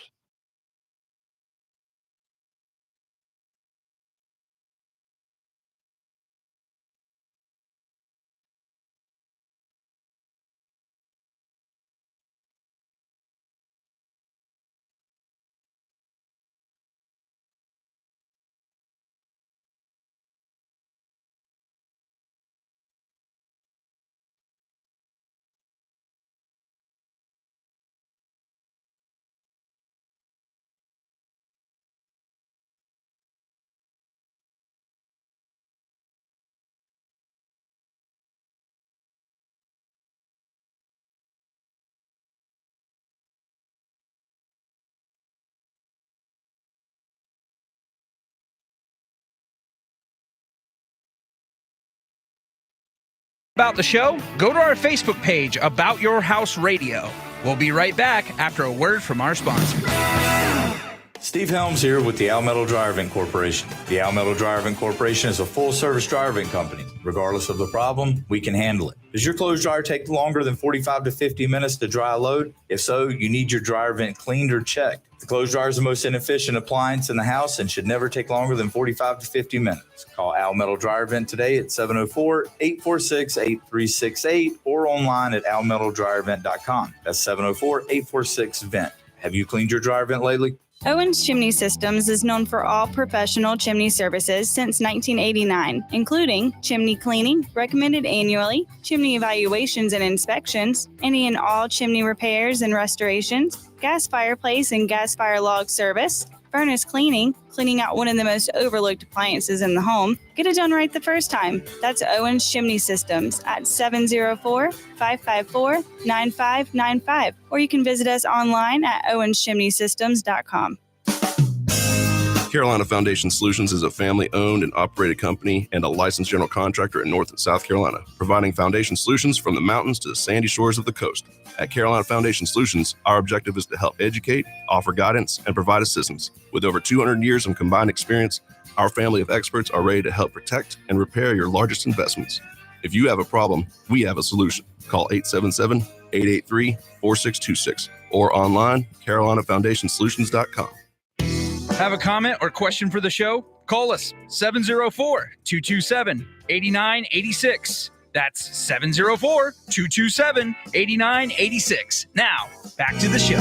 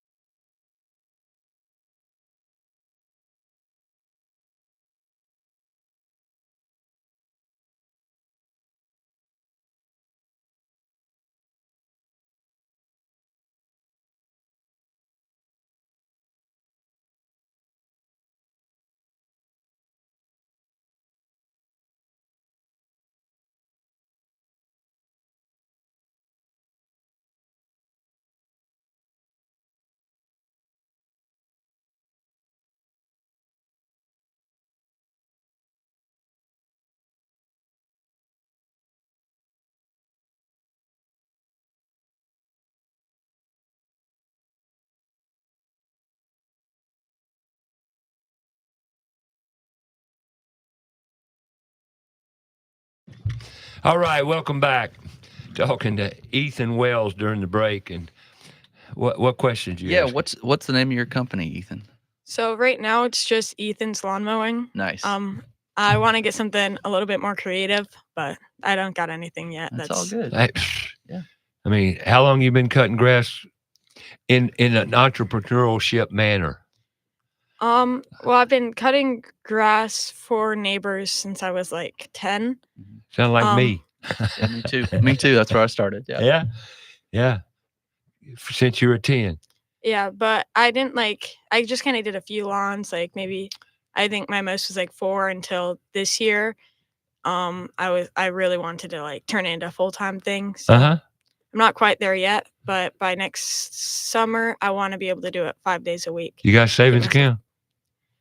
I don't know. I don't.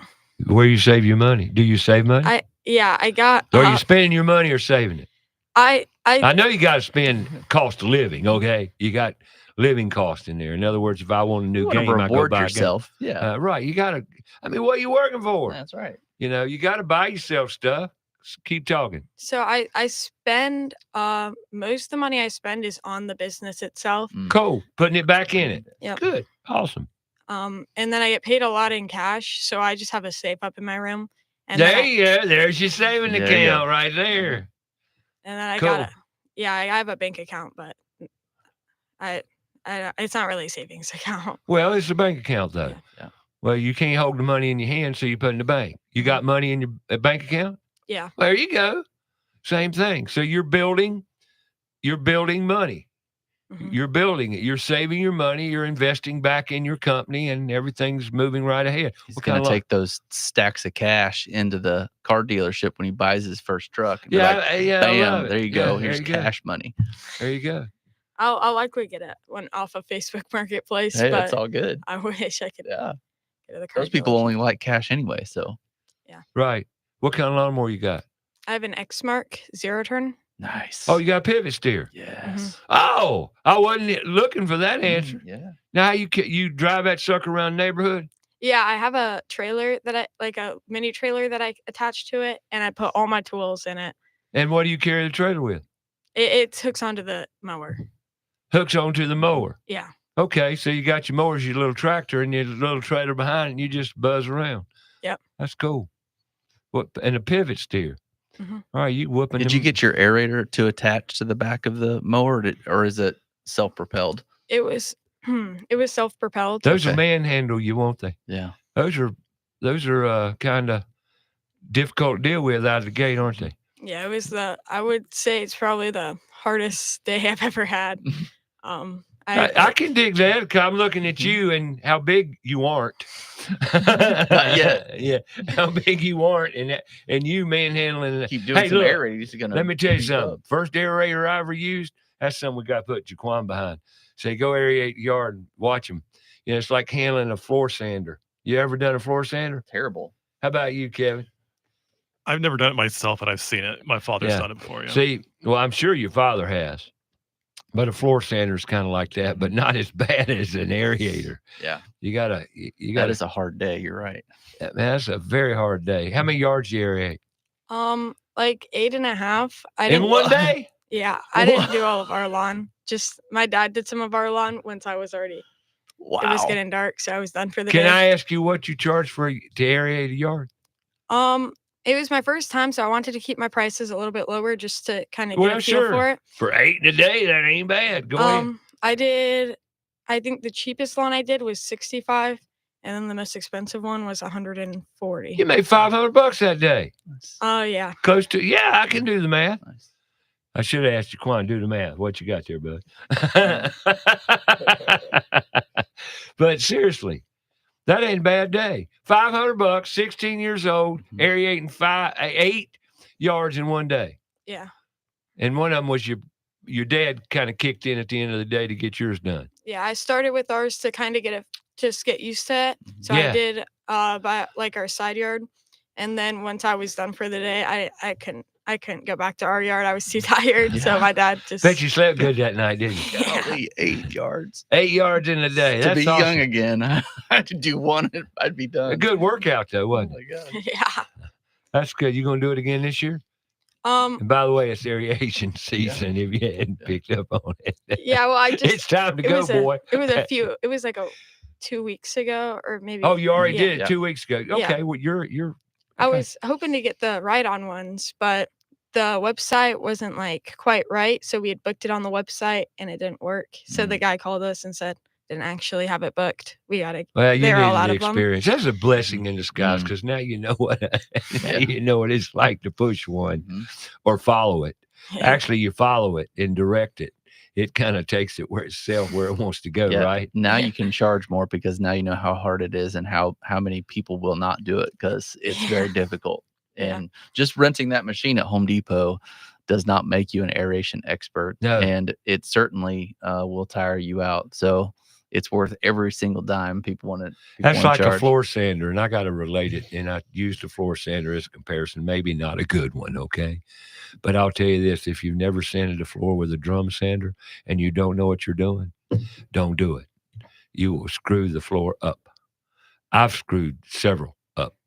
I've also done a pretty good job, after failing a few times. But like old Kevin over there, ain't gonna get me. I'm gonna do it myself. Right? I know my limits. I'm not going to do something that I know I'm going to screw up. I didn't know I was. I thought I had it down. That was ego. Yep. I got this. I got this. When I finished the floor, I looked back at it and says, "Oh God, that's hideous." And I said, "We're gonna carpet it or something." But now with LVP, that would have been the answer. But that was back prior to LVP. LVP's the answer to everything. I like it. You like it? I don't know. I'm kind of over it. I think it looks some it of can it looks look nice. anything. That's what I love about it. Some of it looks nice, but I'm pretty traditional. I really like. You want the real stuff. I really like the hardwoods. Well, I do too. Yeah. But when you screw one up, when you don't know what you're doing, you need to cover it up. Yeah. But anyway, But Ethan, it's great to hear you was going to ask where to. You think you're going to evolve your landscaping business and go forward? Because here's the thing: you're buying equipment. Equipment's an investment. Did you pay for your lawnmower? Yeah, so I started with my dad's push mower. I Yep. got a residential Cub Cadet lawnmower, Uh-huh. and it was always I got it used, and it was always broken. Did you fix it much? A whole lot. My dad helped me a lot fixing it, and then I got an X Mark this year at the beginning of the summer. Right. What's your dad do, if I might ask? He works for Spectrum. Okay. The media people, I think. I don't know what Spectrum is. I mean, it's a lot of different things. Yeah. Okay. Oh, I know. It's connectivity. Yeah, I get it. Yeah, the big people like AT&T. Yeah. Is there something you want to add to your business next year? Yeah, so next year, I'm gonna hope to have my trailer, my truck, and have everything set up so I'm not restricted to my neighborhood. So you want a truck. What kind of truck does he want? Something that's in the budget and will work well. My dad does a lot of research to know what trucks are easiest to work on, which ones break down. So he's helping me find one. Awesome. Yeah. Awesome. That's great. So a year from now, you're going to have your truck. I'm hoping to have that by the springtime because then I've done a few lawns outside of our neighborhood. Took in our van and I've hooked up one of our trailers, but I got a new enclosed trailer. Oh, box trailer. Nice. Yeah. Wow. So I'm hoping to. You gonna pull that behind your mower? No. That's pretty big. I was gonna say, boy, you. I'm gonna pull that behind the truck. So you got a box trailer too? Yeah. You way ahead of the So curve. we need to get you some logos then, right? Get that thing wrapped. Yeah. We got a guy, don't we, Kevin? Now let's talk about wrapping a little bit here. You know, I go way back for the wrapping days. We talked about sign painting, Kevin, right? Back in the day, you were first top drawer with a sign painted on your truck. Because and Tommy Craig there again painted my truck and taught me to do what a sign painting was all about. And it's all in the brush, preparation and paint. Like everything, actually. All painting jobs is pretty much the same, wouldn't you say? It's prep, equipment, quality of paint, right? Yeah, I mean, preparation is 90% of the work. That's right. Prep. If you paint on a unprepped surface, why are you doing it? Why? All you're going to do is just set yourself up for failure, and you're going to have to redo it in time. Maybe not immediately, but don't you just love it when you go into a door jamb and you put a scraper on it and the whole layer of paint comes off? I've never had that experience. It's never been that easy. Well, I didn't mean it all comes off, but most of it comes off because they didn't sand it or do any prep work before they put that latex in that semi-gloss enamel on it. Oh yeah, or it's an oil-based paint that the previous owners had put on the door, and then they put latex over it without priming it first. That's the story of my house. So all the paint on all the doors in my house are coming off. Well, not all the doors, because some of the doors were painted with latex and some were painted with oil-based. Right. And I don't know which ones are which. So we're having to do a scraping game. Yeah. It's fun. Because it wasn't prepped properly prior to painting, right? Right. Prepping's everything. So back to the sign painting. Okay. And wrapping. I got to talk about this a minute, only because I want to. Okay. You see all these trucks wrapped, right? Lot of money to wrap a truck. And that's okay. I mean, if you got money, spend it. Shoot, yeah. But don't you find out some of these wraps distracting? They're so busy, you lose the point. You shouldn't look at my element then. Just stay away. You're an artist, and that's conveyed in your element, I can tell, just by some of the stuff. And we ain't through talking. We got to talk about that stuff you put on walls sometimes. Okay. Where does that come from? Your creativity, right? You're pretty expressive, right? Yeah. Yeah. I'd say so. Well, you go on Facebook. All right, folks, you can go and see his work or his mindset on Facebook. Yeah, just look up Frye Custom Painting 2.0 because the 1.0 was defunct and there's a long story behind that. But you can also look up my Instagram account. It's just at Frye Custom Painting, FRYECUSTOMPAINTING. Custom paint, Frye's Custom Painting. Frye. Custom Painting. No, well, see, I wanted to screw up to hear you correct me so they'd hear it. Frye, no S, right? FRYE. Okay. No ownership there, just Frye. He's an individual, all to himself. He's got his own little box going on. Yeah. It's my world. It's your world. All right, we're going to take a break here. Hey, this is top of the hour break. Where did it go? Oh, my goodness. 10 o'clock, top of the hour, About Your House on Fox Sports Charlotte. I've got Matthew Query with Freedom Contracting, Kevin Frye from Frye, just no S, Frye Custom Painting, and my friend Eric Wells. Ethan. It's fine. Name game I play. Ethan Wells, future landscaping guru. And then we have Jaquan Imbrack, who's learning how to be a whatever. And that's what my goal is, just to be whatever. What do you want? Like people say, Ray, what do you learning do? to be wealthy is what he learning to be. No, not wealthy. Yeah. Well, wealthy's relative, you know. It's relative, you know. Anyway, we're going to come back and talk more about stuff. So come on back. We'll be here.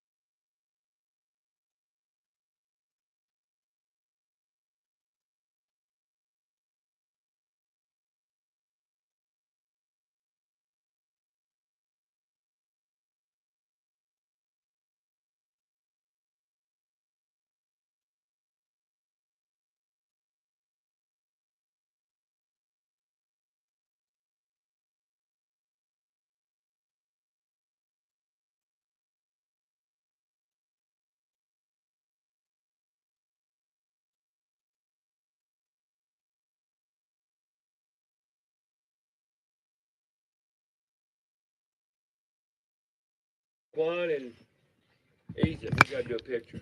You awake yet? Hour number 3. Grab another cup of coffee. Matthew Query of Freedom Contracting and Kevin Frye of Frye Custom Painting. Ethan Wells, 16-year-old entrepreneur, and Jaquan Imbrack, student and future tradesman, talking all things. Stick around. I got a full house. About Your House is brought to you in part by Carolina Foundation Solutions, a licensed general contractor in North and South Carolina. From the hills to the coast, if you have a problem, they have a solution. Also brought to you in part by PutToolsInSchools.org, connecting students to tools of the trades and raising awareness of the many career pathways. So sit back, relax, and enjoy some time with us. And now, here's your host, Ray Terry.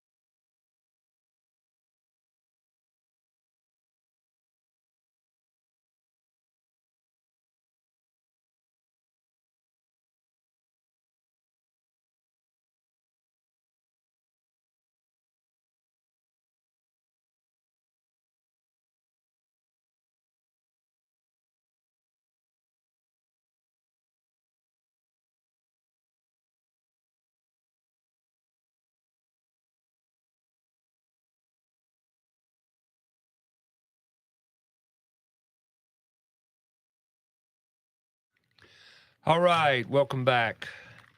I want to talk about an event coming up. Well, actually, two real quick. I mentioned earlier the PHCC Education Summit that's going on November 10th. If you're interested in more, you can look up PHCC of the Carolinas. Just Google it, PHCC of the Carolinas. Go to their website. It's an education learning summit on November 10th, 11 a.m., which is a Sunday. If you're a plumber, HVAC, in the trades, and you want more extended more education in various avenues of your trade, you may want to go there and see what they're offering. That's PHCC of the Carolinas. Just Google it and go to their website. Sunday, November 10th, 11 a.m. to 9 p.m. And I talk a lot about, well, we mentioned B&I, networking. Networking is very beneficial to business and entrepreneurship. Okay? Wouldn't you agree, everybody? 100%. Okay. So, a networking opportunity, if you're a remodeling contractor and you want to deal and talk to some of the best in Charlotte, or actually, I wouldn't say some, you could look to the best of Charlotte, okay? Not only some of the best, but the best of Charlotte would be a NARI, the National Association of the Remodeling Industry. This Thursday night, October 24th at Cambria Warehouse, they're having their annual Halloween get-together and vendor night. And Put Toes in Schools has been invited to have a vendor table, whatever that means. But my buddy Sam Otero with Otero Media, and in conjunction with Put Toes in Schools, we're going to go out there and set up a mini broadcast studio. And we're going to broadcast live, stream live that event, and we're going to interview professionals in the remodeling and interior design. IDS, Interior Design Society, I believe is what IDS stands for, are all invited. About 150 people are expected. We're going to interview them and talk to them about, well, like we do in Kevin and people here on this program, why? What got you here? What was your trip like? What trip? What are you talking about? How'd you get here? How'd you become a successful interior designer? How'd you become a professional remodeling contractor? What drove you here? Well, all the answers are pretty much the same. It's passion. It's creativity. It's expression, and you get to be independent and just create. It's just a beautiful feeling. So we're going to do that Thursday night at the NARI meeting, and if you would like to attend or you're interested in going to a NARI meeting or NARI event or get involved in remodeling and networking and all that kind of groovy stuff, NARICharlotte.com, NARICharlotte.com, or Google. You can Google anything, and it just kind of like a shortcut. Like I Googled you, Kevin, and, and there you are. There he was. Your Facebook, click on it, first line. There he is. And so, technology's great when it works.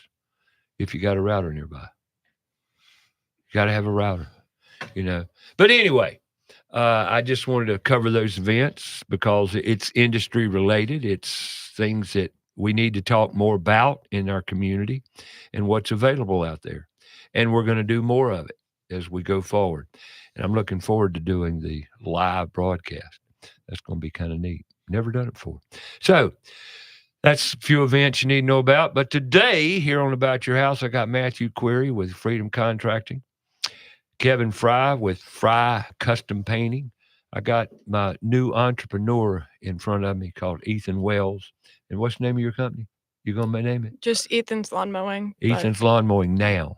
Yeah, for now. But you're being creative, and you want a different name with a logo and this, that, and the other. It's the first thing I did later on in life whenever I came up with something, company, nonprofit, whatever. We always had to have a logo. It's part of the brand, right? Like you did. You did the same thing. Look at him. Went out and got T-shirts, whole 9 yards. Got caps too? They're on order. There you go. I figured as much. And next time I see Ethan, he's going to have a shirt on. But he's waiting to pin his brand, your brand, right? Mm-hmm. You know what branding is? I think branding is your look. Like the logo, we were talking about wrapping trucks before the break, and back to wrapping trucks, they're too busy. Have you ever noticed that? If you're a stoplight and there's a wrapped truck beside you, can you read everything on that truck? Or no? Well, why you put it on there then? What's important? Custom painting, or your name, Frye Custom Painting. You don't have a sign on your truck. I do have a sign on my truck. I do have a wrap, but it's very small. I just have one on each side, and it just says Frye Custom Painting, gives my phone number. And that's all you need. Because people are not going to sit there and write down a website or something like that usually. Thank you. That's my point exactly. All these trucks going around town, they're busy as heck. It causes a wreck. Yeah. Oh, what were you doing when you hit that car? I was reading the truck. I've had some close calls. Yeah, I know. Say, what were you reading the truck for? Because it was there. It took my attention, But have you ever noticed how busy wraps are? Some of them, good Lord mercy, what you put all out on your truck for? I can't even see what your message is. And that's my take on wraps. Not that you care, but I thought I'd throw it out there. Well, you got the right idea. Who am I? I'm Frye Custom Painting. Here's my phone number. Call me. End of story. And the rest is just decorative. It's just a lot of lines I and designs catch you. and stuff. Yeah. Well, I'm going to flip back to you a minute, Kevin. I looked at your pictures and stuff, your artwork. You're very artistic, in nature. How do you work with your clientele? If you've got, I know, and I'm not going to ask you because you've already shown me. You go into houses sometimes and see things that's not there. Right? Yeah, sure. You can say I hallucinate. Yeah. But you get where I'm coming from. The artistic. Look, that black and white picture you painted on the wall. You walk in there. How'd that come about? And you know what I'm talking about. Yeah, it's actually dark teal and white, and it's in my son's bedroom. But I wanted okay, I didn't notice the teal, but that's okay. I wasn't looking that close. I had this design. I really love murals. I really like the idea of doing something creative rather than just painting every room the same color. And my wife and I don't agree on the same color in a lot of places in our house. I like dark colors and she likes light colors. But anyway. So that's I thought pretty common though, with male, female stuff. So I thought, all right, but I really want something. I want to take a picture of what I can do to show my clients something that I actually have done. And I have a lot of pen and ink drawings that I've done that are really more intricate than what you see on my website there or my Facebook page. So you do draw with pen and ink? I started with pen and ink in high school. I actually started. Do you ever do calligraphy? I've tried my hand at it. I'm not very good at it. Okay, cool. But I really like a lot of stuff that like henna designs and tribal designs and mosaics and things like that. Those things have always attracted my attention. I can tell. And I don't do landscapes. I don't do animal forms. I don't do human forms. So if people say, well, can you draw like an undersea landscape with fish? No, I can't. But if someone you says, got your net, you got your Right. area. Yeah. And I've met people who would do basically what you want.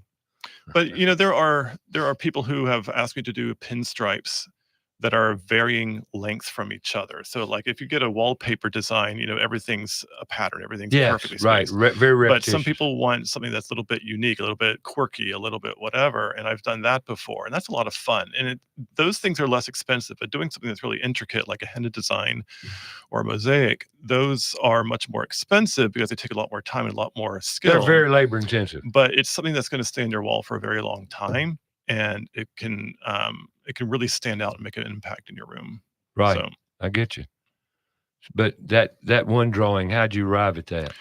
That's in your son's room. That's in my son's bedroom. Okay, yeah. cool. So it wasn't for a client. I just had ideas and I've done research. And like I said, I've lived in 3 different countries. And so I've seen art and the way that they do their architecture and their fashion sense and patterns that they prefer in their cultures. And it's just kind of stuck with me. And so I just pull that stuff up and I put it on a wall together. So I hear you. I got it. Now, Matthew, I'm going to slide to you because, they're doing the same thing. They just do it in different areas. You just finished a deck and a porch, didn't you? Or both? Yeah. Still working on one, but finished one. Your niche is smaller jobs. Yeah, definitely. Yeah. If I can be in and out in a day. Oh, a day? Yeah. Small stuff. Do you have a time limit on jobs, like 3 days to a week? No, not necessarily. I mean, some of the stuff I'll get into subcontracting because I am a licensed residential builder, so I can do that. So I don't necessarily do everything. Right. But I'll do smaller stuff typically. So, light electrical, light plumbing. I hear you. I love framing. That's my biggest thing I like to do is framing. So anything that has to do with like structure, putting things together like that. I hear you. I like that. I'm looking for and let me do a little outreach here. Of course, I doubt it's going to give any return, but I'll ask anyway. If anybody out there, excuse me, knows of a custom framer, high-end framer, a great framer. There's a nice house up in the peninsula needing some correction work done for an OCD builder. Okay, but the house is phenomenal, isn't it, Jaquan? He went up there with me this week and saw it. Very, very, very custom. Wow. Blow-away house, really incredible. However, it needs some punch work done, punch list. It's wrapping up. It's been drywalled. There's no paint on any drywall surface. There's no fixtures in here. There's no ceramic tile yet. It's at that stage to finish it. It's all buttoned up, sealed up, everything except for finishes. And it's at that point. But some of the walls in there need some work. So a custom framer. Sounds like a headache, doesn't it? Yep. But I was asked to ask. So I'm just asking. Custom framer. And now how do you get in touch? Google Ray Terry. Use that method again. I'm there, baby. You can get in touch with me. I'm not hard. 704-712-4644. My phone number's on the website, aboutyourhouseradio.com. Put Tools and Schools phone numbers there.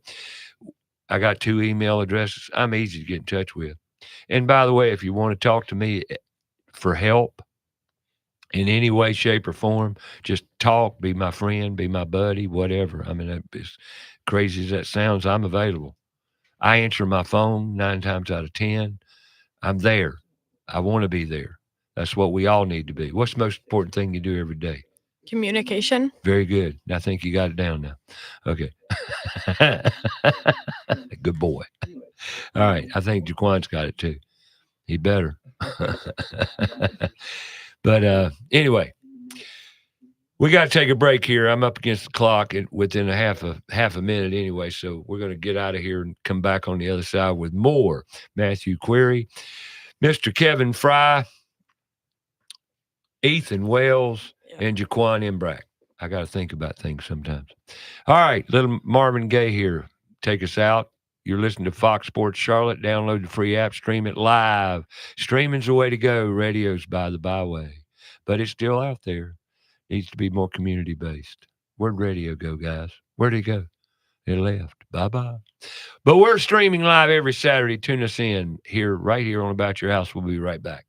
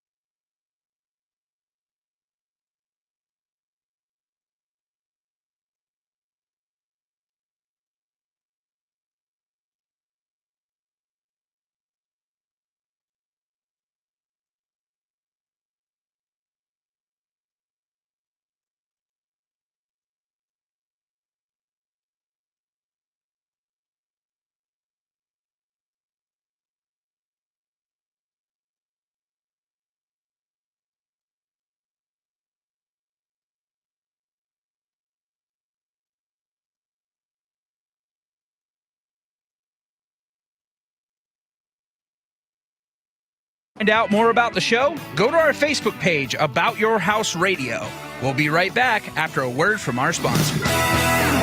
Hi, Roddy Player here with Queen City Audio, Video, and Appliances. Do you ever wonder how a local, family-owned business can compete with the big box national chain stores? It's simple. As part of North America's largest buying group, we have over $15 billion in buying power. We buy products at great prices from more manufacturers than any chain store, period, and we pass those savings on to you. So buy local and save more at Queen City, where you'll always find the right product, right price, and real answers guaranteed.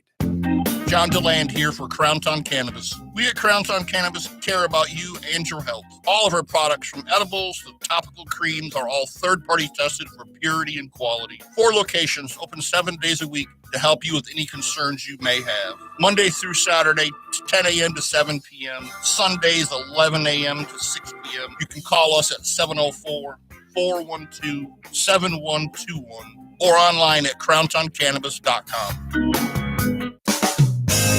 Carolina Foundation Solutions is a family-owned and operated company and a licensed general contractor in North and South Carolina, providing foundation solutions from the mountains to the sandy shores of the coast. At Carolina Foundation Solutions, our objective is to help educate, offer guidance, and provide assistance. With over 200 years of combined experience, our family of experts are ready to help protect and repair your largest investments. If you have a problem, we have a solution. Call 877-883-4626 or online, carolinafoundationsolutions.com. Let's face it, we do not like bugs and especially spiders and ants. Unwanted pests in the home are not only creepy, they can also spread sickness and cause significant damage to the structural integrity of our homes. Kilo Exterminating has been taking care of pest control problems in the Charlotte area for over 70 years with award-winning customer service. Moisture readings are standard with all crawl space inspection. Call Kilo Exterminating at the first sign of infestation, 704-333-9855, or online at kilo.biz. Again, that's 704-333-9855. Have a comment or question for the show? Call us 704-227-8986. That's 704-227-8986. Now, back to the show.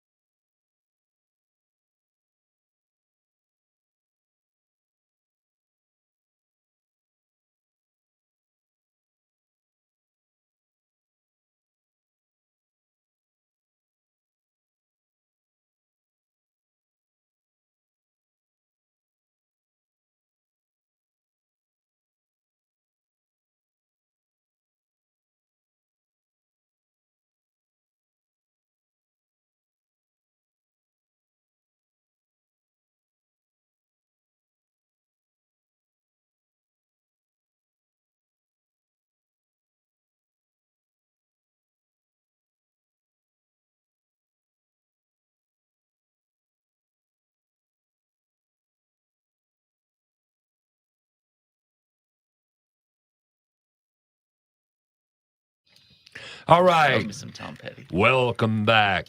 704-227-8986. Jaquan Embrack in the house with Ethan Wells, Mr. Landscaping Guru of the future. What color truck you want?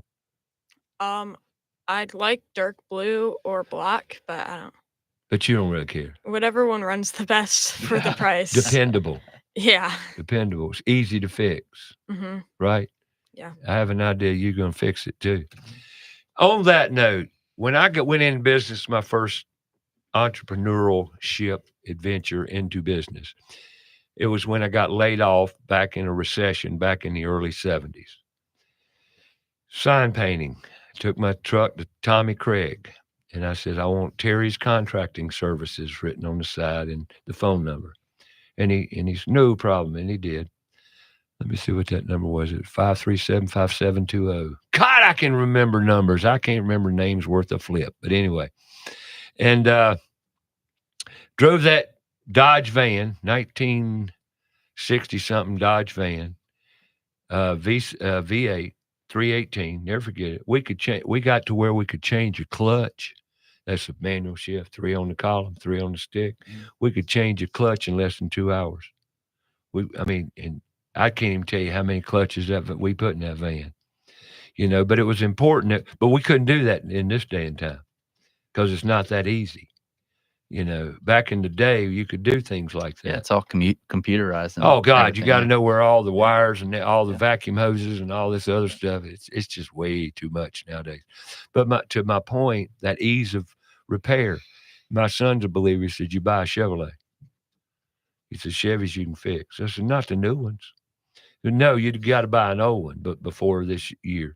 And there's some truth to that. I got a '95 Ford F-150, cream puff, and it needs work, but it's the engine in it, straight six, is bulletproof.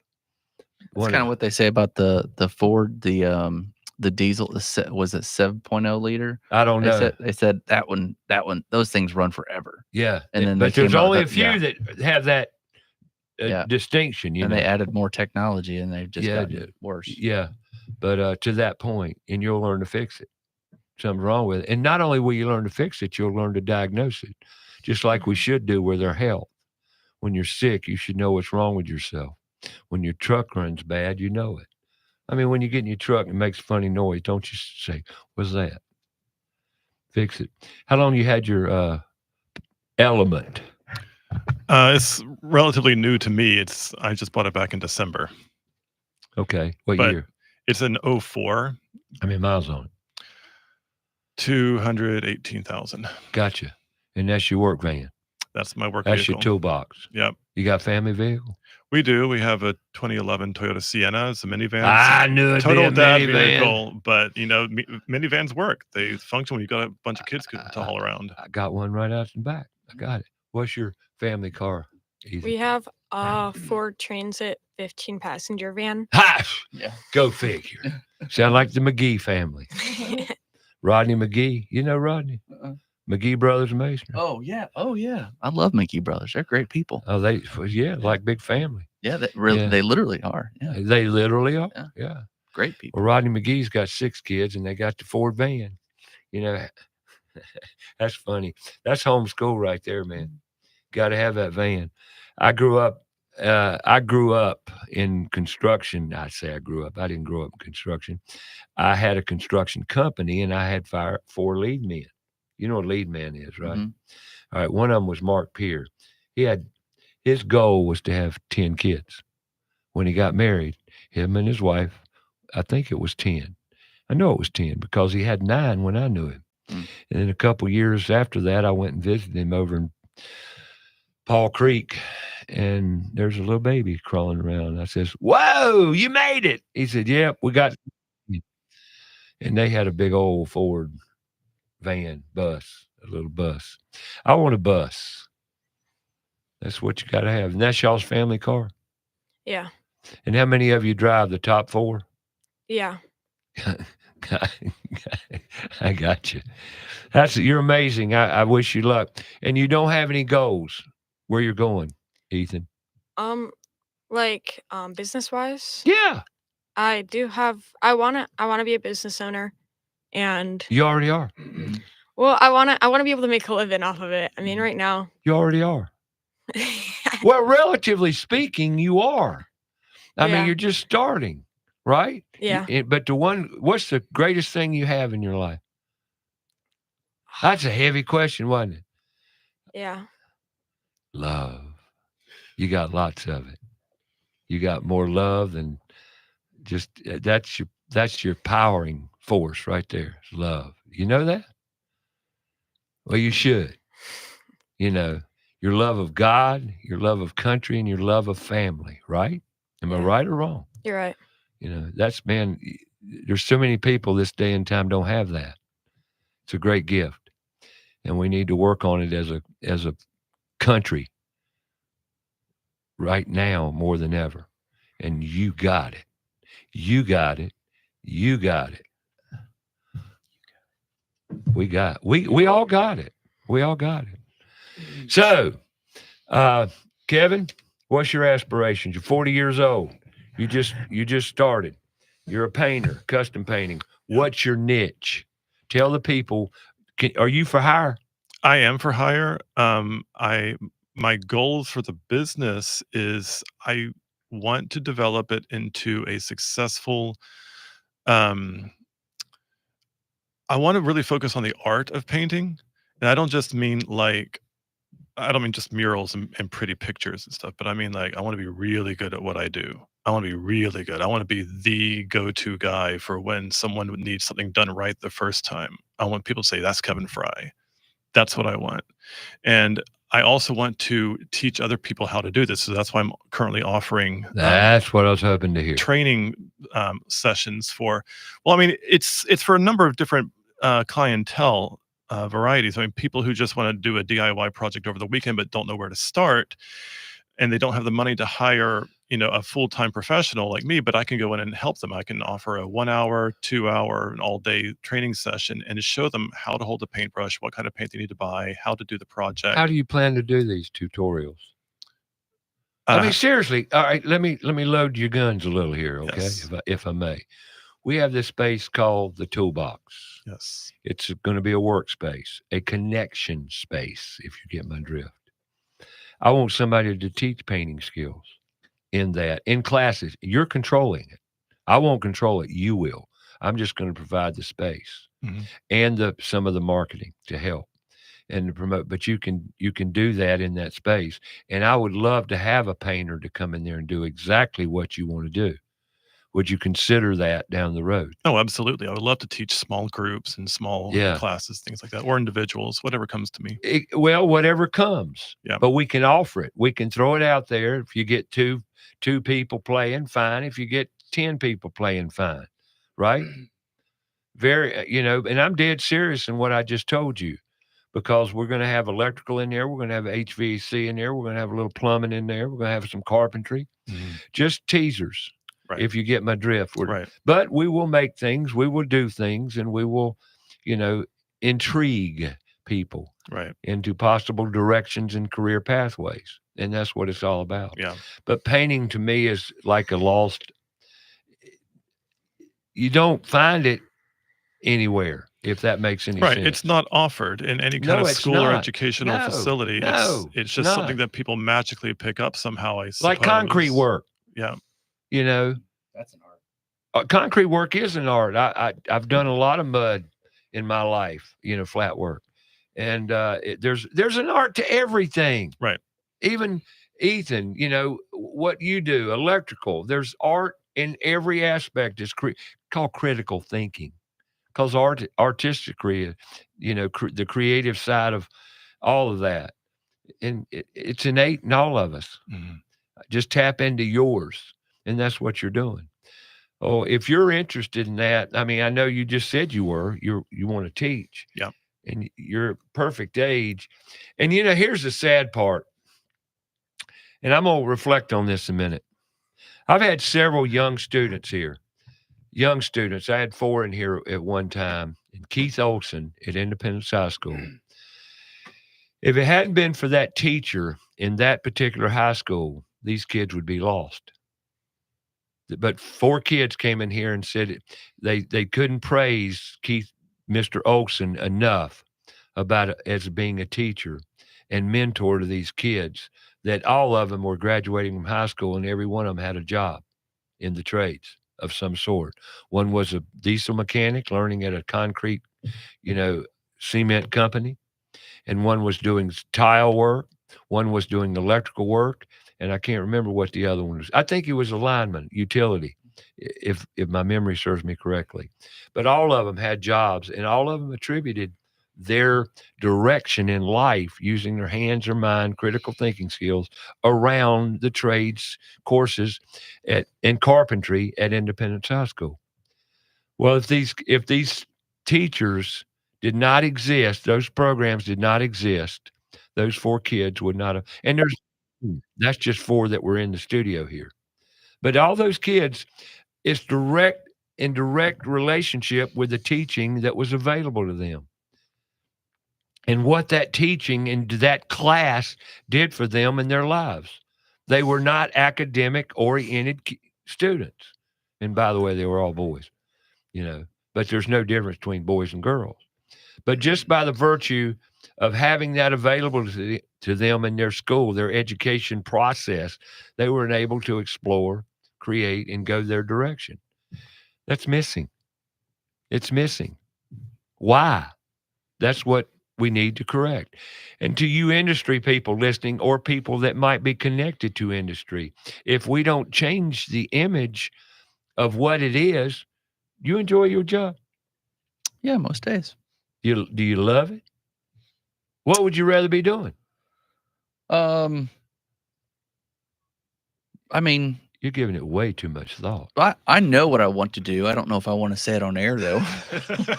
Why? Well, I'm not ready to roll it out yet. But you got plans. I do. I definitely have plans, and it involves the trades. So yeah, 100%. Yeah. Well, I mean, I love the industry that I'm in. Okay, there you go. I definitely have a passion. I like creating things, working with my hands. I like being able to know things. I love doing home inspections when I was doing that. And you like to question things too. Yeah, I like to look at stuff critically. Yeah. Always have. Taking apart old details. Yeah. When I was young, I used to take apart old electronics just to kind of see how they work and put them back together. And we fun. visited a workspace yesterday where they had a bicycle shop in there, and what they're doing is taking donations for Christmas bicycles for kids that won't be. Pretty interesting, wasn't it, Jaquan? Yeah, nice little workshop. Well, there you go, taking things apart as you have done. You can fix your pivot steer too in some situations, can't you? Oh, yeah. You got a toolbox too, don't you? Yeah. Yeah. Got to have it. And the whole crutch behind all we do, Kevin, do you like what you do? Yeah, I didn't like it when I was in high school, but now that I'm an adult and I realize this is a really cathartic experience in industry for me. I love it. I wouldn't want to do anything else right now. That's great. Yeah. And it's not work to you. It's more or less just it depends on who I'm working for that day. Yeah. Well, okay. Then the customer matters. A lot of times, most people are really great people to work with. But you've had a few whoppers, haven't you? Oh yeah, everyone has. Every now and then, used to when I get a new sponsor on the show that was in siding or painting or whatever, I'd say, "Can I have the name of your worst customer?" Mm-hmm. And they'd say, "What?" I said, "I want the name of your worst customer, the one that you just were so glad to get rid of." And secondly, did they pay you? And if they say, yeah, I said, well, I'd say that's the one I want. Because if they didn't pay you, I don't want to talk to them, And the reason being is because everybody, have you had the worst customer? Yes. Emphatically. That didn't pay me. Right. And we've all had them. That's the point. See, just like service companies, there are terrible companies out there right now that'll lie to you to take your money. They're money grabbers, right? Well, in the same respect, their customers like that too. They have that, the Angie's List or whatever, or you have all these ways to find good contractors or to stay away from bad contractors, but they don't have any way for you to track bad customers. I want to be able to look up an address and be like, oh, did this person not pay their last contractor? I don't want to go in there. Tom Talby, I hope he didn't mind me saying his name, the owner of Kitchen Tune Up here in town. He had a plan to develop a no contact list of clientele. He really did. Pass it around. He wanted to make some sort of database or collective on bad customers because they're out there big time. I don't have bad customers anymore because I just tell them, well, if you want to do this, or they start mouthing me, I said, do it yourself. It's again, communication. Communication up front, like expectations. I have an agreement of expectations that I send to people before I send them, an estimate. I want them to say, all right, this is how Matthew wants to operate. Right. And if I don't want to operate the way that Matthew's going to operate, I don't have to work with Matthew. And I'm okay with that. That's credentials you provide that assures them of quality as well. Yeah. Because you're putting it all in writing and up front. Mm-hmm. Yep. And one of those is I have the option to leave at any time. Yeah, I will leave this relationship, and you have the same right. Yeah. Like I'm not gonna. We can terminate this agreement at any point in time on the job. Yep. I'll give you your money back. Well, another thing that I found, and I'm just talking in business. Do you sign a contract on a job? I don't, but I do something similar that Matthew does. I send out a quote, and in that quote, there's a list of like expectations, things, rules that I play by. Like I work Monday to Friday. I don't work on Sundays. I'm sorry if that's the only day that you want me there. I'm not working on Sundays, or I'm not gonna get started at 6 o'clock in the morning. I'm not gonna stay till 9 o'clock at night. I'm leaving. I've got kids, stuff like that. The client needs to know the rules that I play by so that they can agree to those rules and we can come to an agreement and work together well. Bingo. And you don't have to sign it. Can you read it? Right. So there's no signature required, but I do want them to read it. I'm the same way. Yeah. You know, I don't send people. I've had people lately that would say, "Do you want a deposit?" No, I don't really want a deposit. I just want to do the job. But I want my money at the end of the job. If I do what I tell you, granted, if you're doing a remodel of a kitchen or a addition, they may want a deposit, but they're going to supply all the credentials to substantiate that deposit. I've found, and I don't necessarily do it for smaller jobs, but I require 50%. And you should. And one of the reasons I do that is because if they don't have the money to do 50% right away, then they're going to have a tough time paying. I want them to have their finances figured out beforehand. Yeah. And so Well, actually, that's your finances. Yeah, it is my finances. I don't want to be stuck at the end being like, "Hey, we're done. Okay, well, let me go to the bank and see if I can get some more money." You ain't talked about this before. Yeah. Yeah, I get One of the reasons I don't want to work in North Carolina because they don't take care of contractors when it comes to filing mechanics liens. That make you go to small claims court, and it's pretty much not worth it's it. not worth it. But in South Carolina, I could $75, I think, file a mechanics lien, and I've had to do that, and I've gotten paid. But up people ask me all the time, why don't you want to come to North Carolina and work? There's so much work. Well, there's so much work in South Carolina, but I can also get my money if people don't pay me. So Well, you got all them rules you got to dance around. so many rules. I hate rules. We've become overruled. I mean, really, we have. I'm sick of it. You know, I'd like to get rid of some, frankly. You know, on the rule front, and people probably got saying to themselves right now, "Oh, rules are good." No, they're not. Intelligence is great. I love intelligence. Common sense is even above intelligence. Well, they're kind of tied together. Because if you got intelligence, you should have a little common sense, and that falls in the creative, critical thinking pathway. You get my point? And people say common sense is not common anymore. Why? Because we're stupid. And we've been dumbed down. You laugh, but ain't it the truth? Am I right? I mean, you're right. You know, every time I say that, people laugh. It ain't funny. I was taught how to take a test. I wasn't really taught information. Of course not. And I'm not a good test taker, so my scores didn't really prove what my aptitude. You didn't play their game. You didn't want to play inside the box. I wasn't built that way. You didn't. And Ethan never played inside the box. It never came in the house. Get that box out of the house. Get that box out. We got to play. We're going to learn the right way. Right? Right, Ethan? Yep. You got, 16-year-old boy ain't dumb. Why? Because he was taught common sense. Right? If you ain't got common sense, you probably won't show up on About Your House. Because we're going to teach it to you. If you want to learn. If you don't, it's okay. That's all right. And you know how I know this? People told me.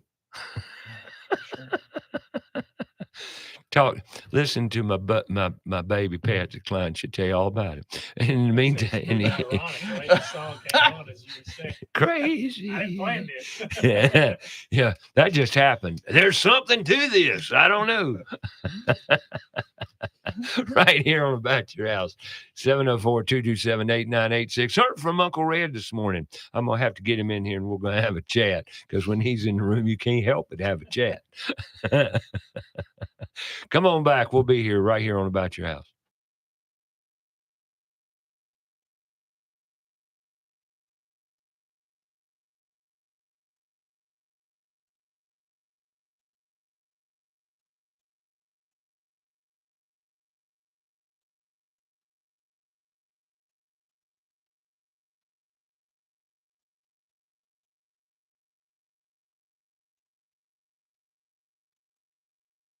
Out more about the show? Go to our Facebook page, About Your House Radio.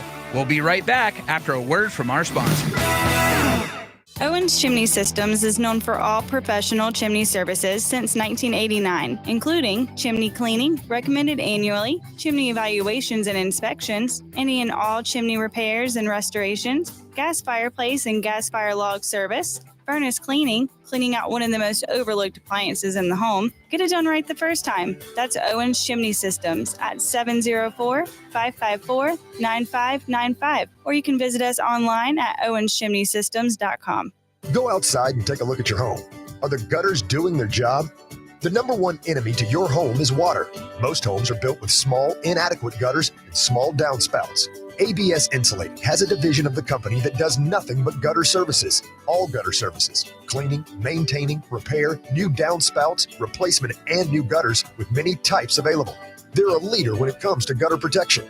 Call ABS Insulating today, 704-821-4343 or absinsulating.com. Steve Helms here with the Al Metal Dryer Vent Corporation. The Al Metal Dryer Vent Corporation is a full-service dryer vent company. Regardless of the problem, we can handle it. Does your clothes dryer take longer than 45 to 50 minutes to dry a load? If so, you need your dryer vent cleaned or checked. The clothes dryer is the most inefficient appliance in the house and should never take longer than 45 to 50 minutes. Call Al Metal Dryer Vent today at 704-846-8368 or online at almetaldryervent.com. That's 704-846-VENT. Have you cleaned your dryer vent lately? Have a comment or question for the show? Call us 704-227-8986. That's 704-227-8986. Now, back to the show.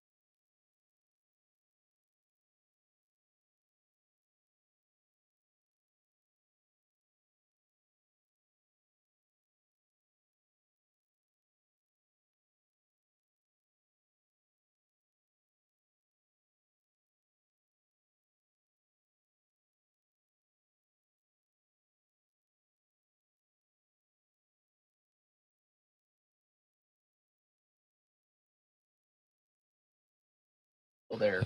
All right, welcome back. Sitting here talking to Ethan about his equipment.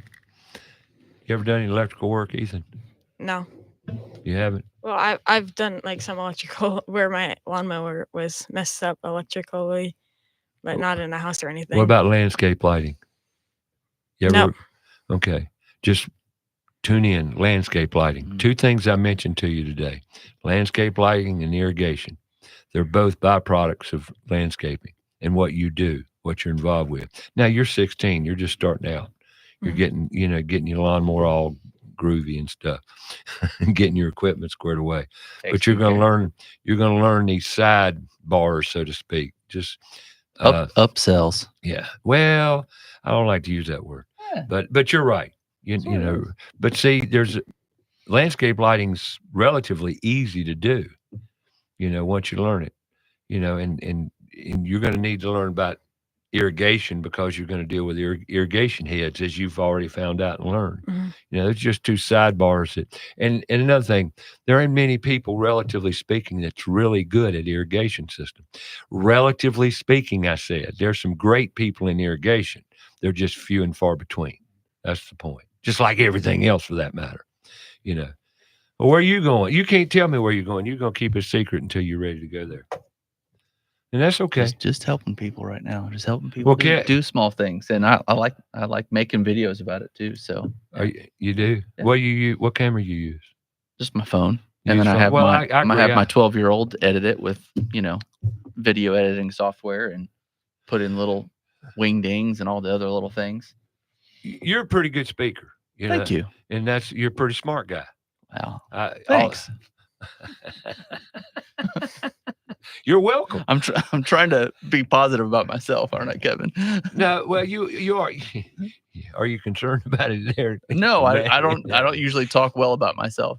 Well, I know you're a humble fella, and I get that. It is cool. That's another great quality, But the fact is, you at your age, you're both teachers. You both want to teach. I love you for it. I commend you for it. And if I can do anything to help with that. And with Kevin, I really, you're an intriguing man in the fact that you're so creative and you want to give back, And your kids, your homeschool kids, are you in a network too? I mean, you had said something about homeschooling during the break. Yeah, we're officially members of a homeschool co-op there, but we don't actually participate in any of the activities. We're just in it for the legal requirements. The legal requirements. Yeah. Okay. How would you recommend me, Put Tools in Schools, reaching out to homeschool networks? I mean, I think reaching out to homeschool co-op groups online, because most of them have websites or other forms of communication. I think that's the best way. And just say, hey, are you guys doing any kind of, a lot of them do, seasonal or monthly or annual events where they, swap parents or they hire a teacher to come in and do a group lesson or something like that. I think it'd be a great opportunity for them. Well, and that's something that I'm doing an outreach right now, verbally, with dialogue on the radio. No, it's not the radio, excuse me, online. So right now, really, Put Tools in Schools I've gotten several emails in the past and phone calls to the effect of, do you work with homeschool networks? And we weren't in a position to do that. We're really not now. I'm just sticking my neck out and saying, we're going to do it. Because if you wait, nothing happens. I ain't waiting no more. It's time. And plus, getting in school seems to be hard. I don't know why. I do know why, but I don't want to expound on it because it just pisses people off. It's so hard. Why does this have to be so hard when it's so simple? I mean, really. But homeschool networks, they want that availability. They want that resource. A lot of them do, and they're always looking out for something that they can do with their kids. And I don't know what the exact legal requirements are in North or South Carolina about this particular thing, but I know that in Pennsylvania, when I was homeschooled up there is a requirement that you have to go on a certain number of field trips every year, or you have to go here, you have to go there. Right. And you have to check that off the box in order to pass the grade. And so I'm sure that there are a lot of places all around, even in places where it's not required by law, but they're looking for field trips and activities that they can take their kids on. To check boxes. Right. Cool. But also for experience. I mean, oh God, that's even the if it's most not important required, part. just having the experience. Part. That's the most important part. Parents want their kids to have those kinds of experiences. Absolutely. And we want to give it to them. So, therefore, as listeners are listening and you do an outreach, if you know any homeschool networks, please have them reach out to Put Tools in Schools. You can go to puttoolsinschools.org, sign up there, real easy. And if it's not easy, you can call the phone number there. It happens to be mine. And I'll take your name and information, and we'll do some collective talking and figure out a plan. And there's no plan that are alike. We're willing to meld into what you need, because we're here to help, and that's all we can do. And I want to extend that to any nonprofit working with kids, any nonprofit. Because these kids, however we can get to kids and just expose them to life skills. That's it. And speaking of life skills, how many kids know how to cook? Mine do. You're homeschooling. You're different.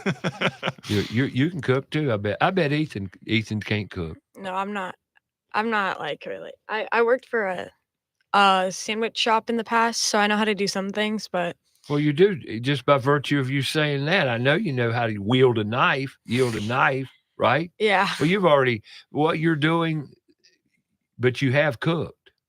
I have cooked. Of course you have. It's not like you never cooked. If I gave you a box of frozen Bubba burgers, you know what I'm saying? Could you cook them? Probably. There you go. Well, I dealt with 6 kids last summer. Could not. They couldn't figure out how to open the box, much less separate them. I'm not kidding. Critical thinking. And y'all, they couldn't do that. They couldn't do it. I'm not surprised. I was a teacher for 9 years. They couldn't do it. I said, separate them. They're stuck together. How? I said, yeah, you laughed. Gary Crump was over there like laughing his head off. You know, he says, this is what we're dealing with. You know, and look, I'm not reflecting on any child or any student. It's not their fault. Kids only know what we teach them or don't know what we're not teaching them. And that's where we're at today. Now, how do they get in touch with Matthew in Rock Hill and South Carolina? You can. Do you ever work in Mecklenburg County? I do not. I'm not licensed in North Carolina. Actually, I have done a subcontracted job, structural job. But typically you won't work in North typically, Carolina. if I'm going to do work, it's going to be in South Carolina. Okay, cool. Yeah. How do they get in touch with you? You go on my website, freedomcontracting.org, or you can look at me on Facebook. I got a great YouTube channel, the Freedom 4851 group. So Freedom 4851 group. Yep. Cool. Yep, all around freedom. Now, what's your YouTube channel do? Just education, video, interesting I'm videos. building a deck. Watch me. Well, yeah, Kinda. I'm transitioning that, right? Because I was doing home inspection, so a lot of those are around. Hey, here's some stuff I found doing home inspection stuff to look out for. Okay, I got you. But I'm started to do some how-to jobs. One of my most watched videos is about a dishwasher high loop. Oh, I got you. I know what you're talking about. Yep. I just did a video about how to tighten a toilet seat. Little things. Yeah, things. So I got you. it's Right. it's usually little things you get. Me and Sam's going to do a video on how to install disappearing stairways this afternoon. Yeah. You know, I'm content. He's the producer. There you go. End of story. Kevin, how do they get in touch with you? The best way to get in touch with me would be to call or text me. My number is 704-906-0523. But you can also go on my Instagram. Again, the handle is Frye Custom Painting, or find me on Facebook, Frye Custom Painting 2.0. I would recommend Googling him because that worked for me. And that puts you in direct contact with all that stuff he just said. Yeah. I found that Googling is the best blanket. Just Google me. And I've checked it time and time. Every Saturday morning, I check it because of my guest. That's where I start. So, Ethan, how do they get in touch with you? Or you don't want to get in touch with you? They can just text or call 803-417-4389. Ethan's mowing service. Yep. Is that it? Ethan's lawn mowing. Ethan's lawn mowing. I mean, anything really works right now. If you want Jaquan, you got to call me. I'm the gateway, But how much time? Where are we at over here? I got 20 seconds. I appreciate all of you. I love you all for coming in. And thank you, Ethan. Thank you, Jaquan, for showing up today. Appreciate you, Kevin. We're going to talk again. Sounds good. And because I want Kevin to teach painting. And Matthew, always great, awesome. Appreciate you coming in here, brother. And to all of you, next Saturday, we'll have another show right here on About Your House every Saturday. Don't ask me who's going to be on because I have no clue. But we'll figure it out. I promise you. We always do. I might give you a hint. It might be around education. I don't know. I'm working on something. But I know you get tired of hearing the rhetoric about our education system. So do I. When are we going to stop? When we change it. It's the only way. So go ahead and spread some love. Thank you all. We love you all. Take care. Have great health. Have a great week. It's going to be a beautiful weather week ahead. So get out and enjoy it. Be safe. We love you all. Take care. We'll talk to you next Saturday right here on About Your House.